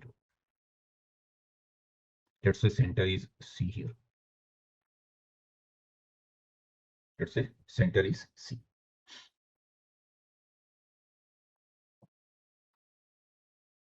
And let's say this point is M. So what will be OM? Length of the perpendicular from the origin to this directrix. So that will be mod of 2 by root 2. It is root 2 actually. And OM can be written as CM minus CO. It is root 2. CM is what? The distance of the directrix from the center, which is A by E. 2A is the length of major axis, A is the eccentricity. And CO is the distance of the focus from the center, that is AE. It is root 2. Distance of the directrix from the center, A by E, that is CM. CO distance of the focus from the center, which is AE. E is given, eccentricity is given half. So if you put E is equal to half here, so A taken common, you are getting 2 minus half.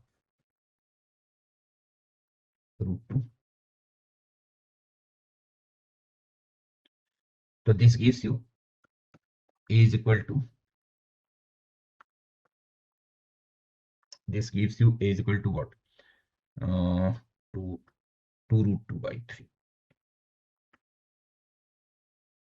A is 2 root 2 by 3. Now you know that the distance between the two directrices, distance between two directrices is 2A over E. 2A over E. E is half, so it is 4A. So it is 8 root 2 by 3. And since the two directrices are parallel, so let's say this directrix is x plus y minus lambda 0. X plus y minus lambda 0. So now if I find the distance between these two directrices, so that will be mod lambda minus 2 over under root a square plus b square root 2. It is 8 root 2 by 3. So this gives you lambda minus 2 is plus minus 16 by 3. Plus minus. So hence lambda will be 22 by 3 or minus 14 by 3. But you can see that these two directrices should be on the opposite side of the origin. On the opposite side of the origin. So for this line, actually, if I put 0, 0, so it is negative here, 0, 0, minus 2. So for the other directrix, it should be positive. Means lambda must be negative in my case. So hence the other directrix will be this one. X plus y plus 14 by 3 is equal to 0. I'm doing some mistake. Let me check.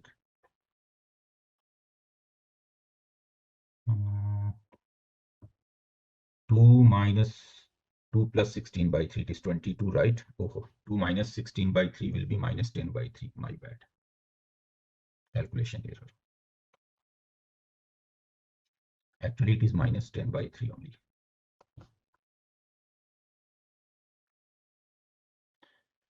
2 minus 16 by 3, it will be 6 minus 16, yes, minus. So in fact, B option, C option will be the correct option.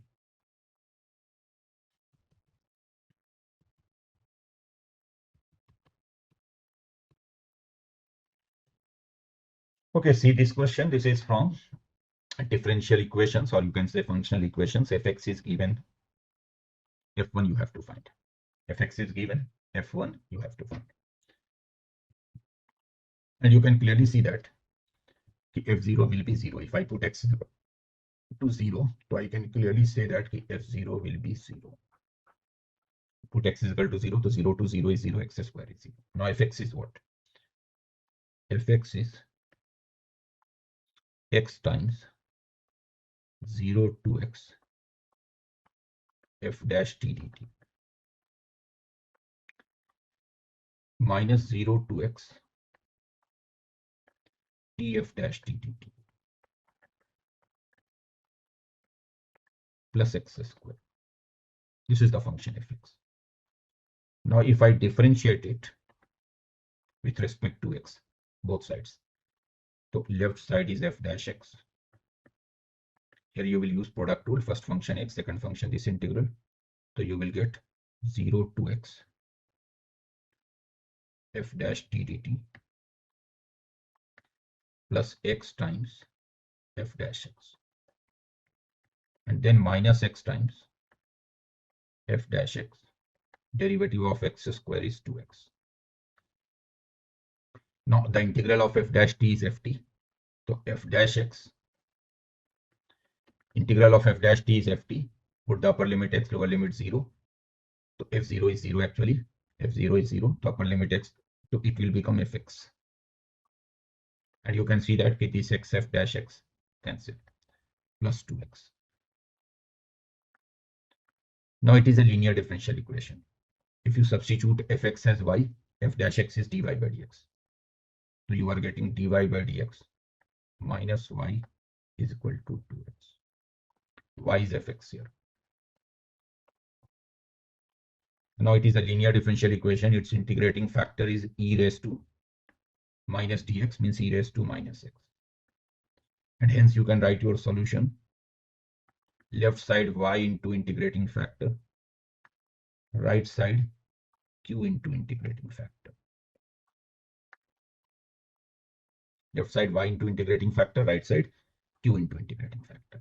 Now let's integrate this one using by parts. The first function 2x, integration of e raised to minus x is minus e raised to minus x, minus a new integration, derivative of first is 2, and then minus e raised to minus x. So it is minus 2x e raised to minus x, minus minus plus here, and again e raised to minus x. So ultimately you will get minus 2 e raised to minus x here, plus c.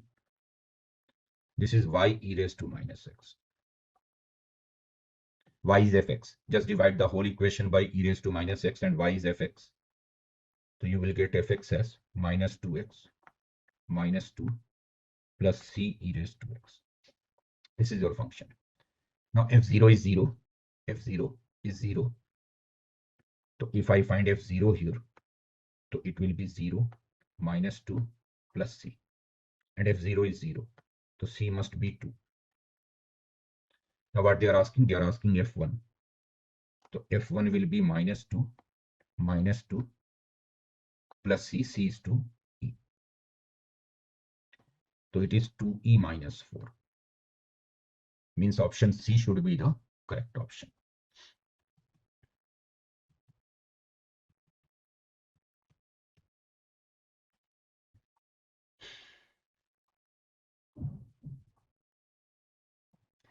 See this question. This is from probability again, conditional probability. Probability of B after A, B given A is 2 by 5. Probability of A given B is 1 by 7. Probability of A intersection B is 1 by 9. Then you have to find probability of A dash given B dash. So let's use formula first.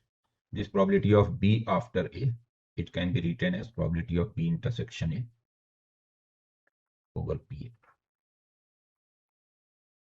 2 by 5. And probability of A after B, A given B, is A intersection B over PB. It is 1 by 7. Intersection is 1 by 9 here.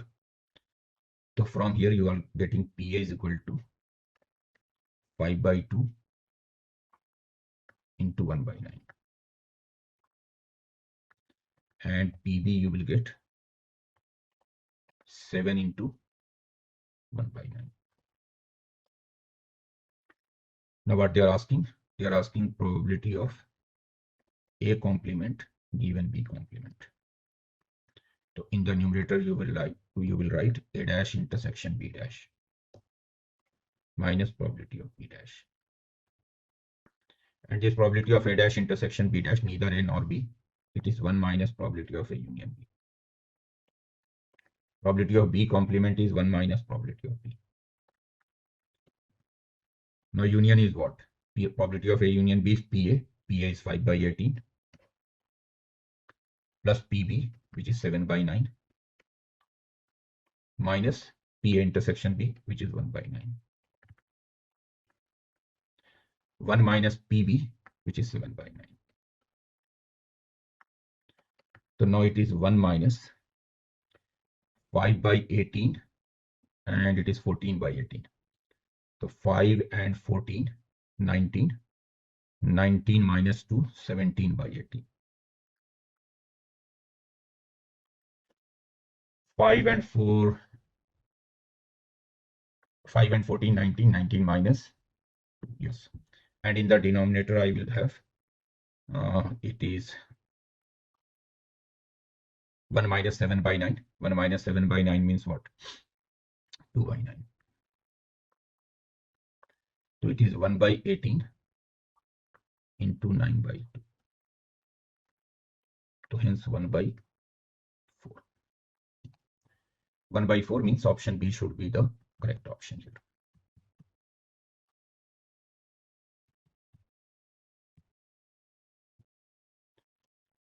See this question. The mean and variance of 5 observations x1, x2, x3, x4, x5 are given to you 24 by 5 and 194 by 25. Then you have to find the variance of these 6 observations. One more observation is added here, 9. So you have to get the variance of these 6 observations, and they have denoted variance as sigma. Actually, variance is usually denoted by sigma square, but they have denoted it by sigma. So then what will be sigma by 5? So be careful. Usually variance is denoted by sigma square, but they have denoted it by sigma here. So be careful. It's not a standard deviation, it is variance. Usually standard deviation is denoted by sigma. Now let's consider these initial 5 observations. So mean will be what? Mean will be sigma x by 5. It is 24 by 5. So hence sigma x is 24. And variance will be what? Variance will be sigma x square by 5 minus the square of the mean. Mean is 24 by 5. So this should be the variance. Sigma x square by 5 minus the square of the mean, 24 by 5 whole square 1. So this will give you sigma x square by 5, 194 plus 576 by 25. And if I simplify it, so I will get sigma x square from here. And what is the sigma x square? Let's not waste the time. If I simplify, so I'm getting sigma x square as 154. So ultimately it comes out to be 154.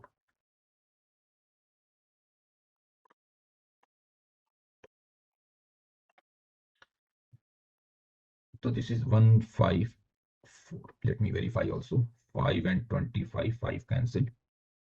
And here it is what? 6 and 4, 10. 7, 9 and it is 0. 7 and 9, 16, 17. 5 and 1, 6, 7 by 5. 75, 15 into 5 to 0. Yes, 17154. 720. Now let's say these 6 observations. Let's say these 6 observations from here to here. These 6 observations are denoted as yi. Means y1 is this, y2 is this, y3, y4, y5, y6. I varies from 1 to 6 here. We have 6 observations here. y1, y2, y3, y4, y5, y6. So now what will be sigma yi? Sigma yi is 3 by 2 times sigma xi plus I have one more observation which is 9. 6 observations here. And it is what? 3 by 2 times sigma xi is what? 24. Sigma xi is 24 plus 9. So it is 45. So sigma y is 45. Now let's find sigma y square. Sigma y square. So it is 9 by 4 times sigma xi square plus 81. 9 by 4 times x1 square plus x2 square plus x3 square up to x5 square plus 81. So it is 9 by 4 times sigma x square is 154 plus 81. In fact, 9 can be taken common here. 154 by 4 is 77 by 2. 9 taken common, to 9 here. So it is 9 into 77 plus 18. 77 and 8, 85, 95 by 2 here.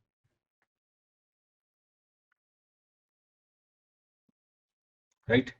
So now what will be the new variance? New variance, which is sigma, can be written as sigma y I square by 6 minus mean, new mean, and new mean will be what? 45 by 6. Sigma is 45. So now you are getting what? You are getting 9, 95, 2 into 6, 12, minus 45 square by 36. Right? And they are asking what? They are asking sigma by 5. They are asking sigma by 5. So if I divide by 5 here, just divide by 5 each term. So you are getting 9 into 19 by 12. Then divide by 5, so 9 into 45 by 36. Now it is 9 into 19 by 12. And here it is 9 into 15 by 12. 45 by 36. So 3 into 15, 3. So 9 by 12 can be taken common. 19 minus 15 is 4.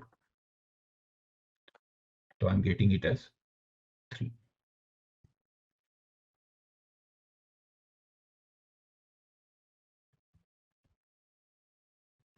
Three is the correct answer here.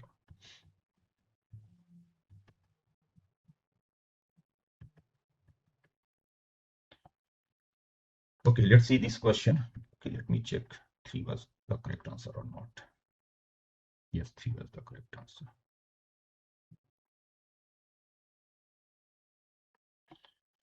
See this question, this is from area. So you have to find the area given by x square less than or equal to y is less than or equal to maximum of x plus 2, 4 minus 3x. And this area is given as k. So what will be 2k over 15, right? So we have to take the area between y is equal to x square and y is equal to maximum of these two. So actually I have to draw y is equal to x square and I have to draw y is equal to maximum of x plus 2 and 4 minus 3x. This is what I have to draw. So let's draw the figure first. So y is equal to x square.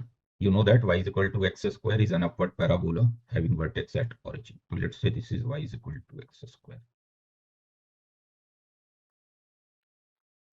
It is an upward parabola having vertex at origin. Then y is equal to x plus 2 is a line having slope 1 cutting x-axis at -2. So let's say this is the line y is equal to x plus 2.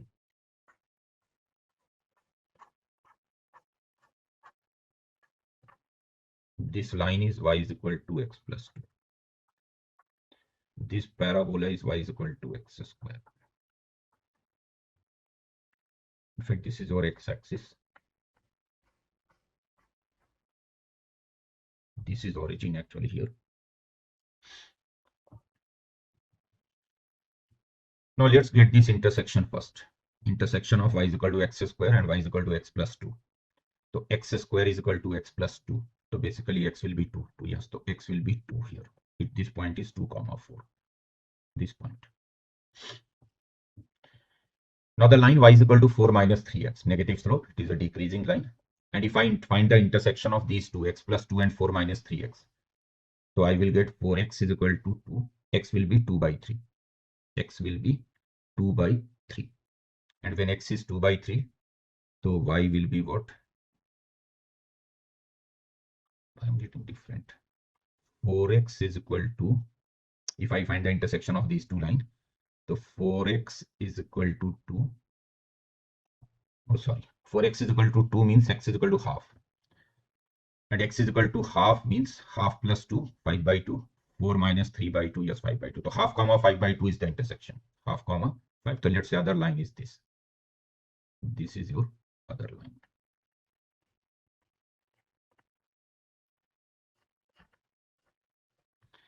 This line is y is equal to 4 minus 3x. And they are intersecting here. This intersection is half comma 5 by 2. Half comma 5 by 2. Now let's find this point also. So this is the point where the parabola meets this line. Means I have to find the intersection of y is equal to 4 minus 3x with x square.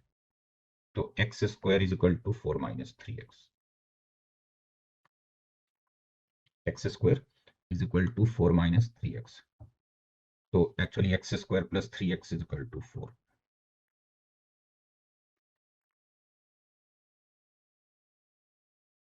X square plus 3x is equal to 4. Which point satisfies it?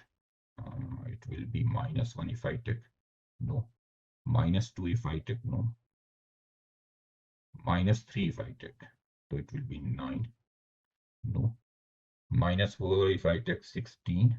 Yes, -4 actually. 16 minus 12.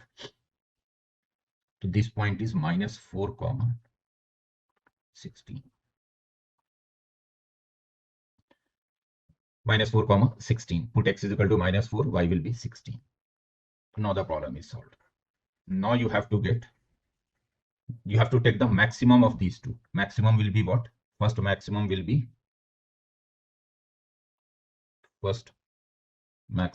be this one from here to here. This is the maximum. This one is the maximum from here to here. Then maximum is this one. So basically you have to find the area bounded by this maximum graph and the parabola. So you have to find the area actually. This point is half. Actually you have to find this area. This one and this one. Right. So this one and this one. So how will you find this area? This is -4. This is 2. Right? -4 and 2. So area will be what? See, you are getting a trapezium from -4 to half first. From -4 to half, you are getting a trapezium. So this area will be, area of trapezium is half sum of parallel sides. So this side is 16. This side is 5 by 2. And distance between the parallel sides, so 4.5, 9 by 2. This is the larger trapezium from -4 to half. From -4 to half. So 16, 5 by 2 and 9 by 2. Then I'm getting a trapezium from half to 2. So here parallel sides are what? 5 by 2, then 4, and then distance between them is 3 by 2. But when I've written trapezium, So actually I have included this area also. In that trapezium, I have included this area also, this one and this one. So that means I have to subtract this area. So this area is what? This area is simply minus 422 area between the parabola and x-axis, x squared dx. And now just calculate it. You will get the value of k, and after getting k, find the value of 2k by 15. So when you calculate it, k comes out to be 45 by 2, and 2k by 3 will be 15. So your final answer, sorry, 2k by 15 will be 3. So your final answer is 3 here.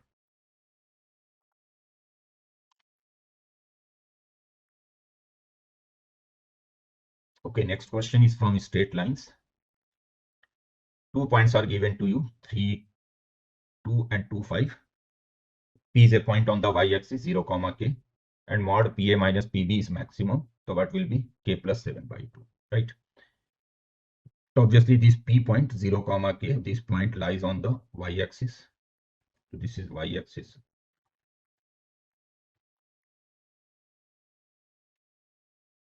And we have 2 points A and B, both on the right side of y-axis. So one point is 3, 2. Let's say it is A3, B2. And second point is 2, 5. So let's say this point is B2, 5. Now you have to choose P on this line on y-axis in such a way that mod PA minus PB is maximum. You have to choose P in such a way that if you take the difference of these two, P and PB, so this difference should be maximum. Now see, two possibilities are there. If P, A and B are non-collinear points, if P, A and B are non-collinear points, they are not lying on a line. So then in this case, you will get a triangle PAB. And you know that the difference of any two sides of a triangle is always less than the third side. So mod PA minus PB is less than AB. And if P, A and B are collinear points, if P, A and B are collinear points, means you are taking P collinear with A and B here. Let's say you are taking P here. So in this case, from the figure itself, you can see that the mod PA minus PB is actually AB. Hence, the maximum value of mod PA minus PB is AB, and it is achieved when P, A and B are collinear point. So for maximum, P, A and B must be collinear. For maximum, these 3 points P, A and B must be collinear. And since they are collinear, so you can say that his slope of PB, it should be same as slope of AB. Since they are collinear point, the slope of PB will be same as slope of AB. Now what will be slope of PB? Slope of PB is k minus 5 over minus 2. And what is slope of AB? Slope of AB is 5 minus 2, which is 3. And 2 minus 3, which is minus 1. 5 minus 2, 3. 3 minus 2 minus 3, minus 1. So from here, I'm getting k minus 5 is equal to 6. K is 11. Hence, k plus 7 is 18. K plus 7 by 2 is 9. So answer will be 9 here.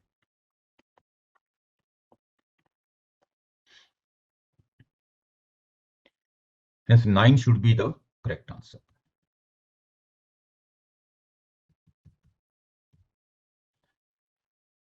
Okay, let's see this question. This is from binomial. So this summation is A. What will be A by 64? Basically, you have to use two standard result here. When R varies from 0 to N, so then NCR is 2 raised to N. And R varies from 0 to N. R into NCR is N into 2 raised to N minus 1. And in our problem, N is actually 6. So A is what? A is sigma R into NCR, N is 6. And then 3 times sigma 6CR. R into NCR is n into 2 raised to n minus 1, n is 6. So 6 into 2 raised to 6 minus 1, 6 into 2 raised to 5. Then 3 into NCR is 2 raised to n, 2 raised to 6. 2 raised to 5 can be taken common. So 32 can be taken common. So you are getting 6 plus and 6. So it is 32 into 12. A. So hence A is by 64 is 6. So 6 should be the correct answer here.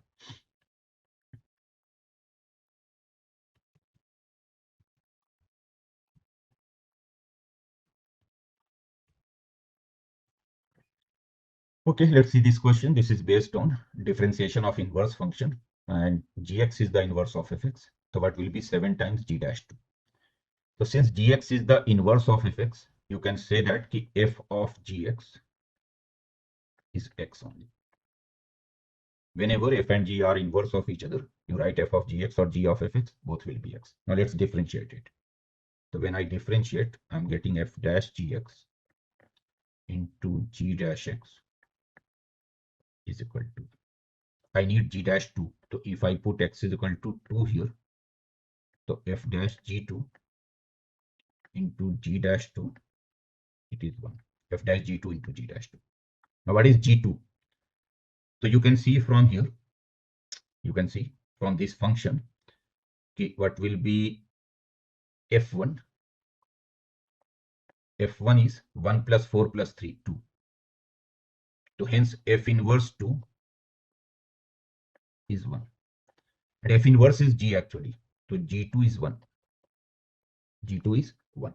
So I will get f dash 1 into g dash 2. Now I need f dash 1. So let's find f dash x. F dash x is 3x square plus 4. From the given function, f dash x is 3x square plus 4. So hence f dash 1 is what? 7. So you can say that is 7 g dash 2. It is 1 here. So means correct answer to this question is 1. 7 g dash 2, that will be 1 only. Yes.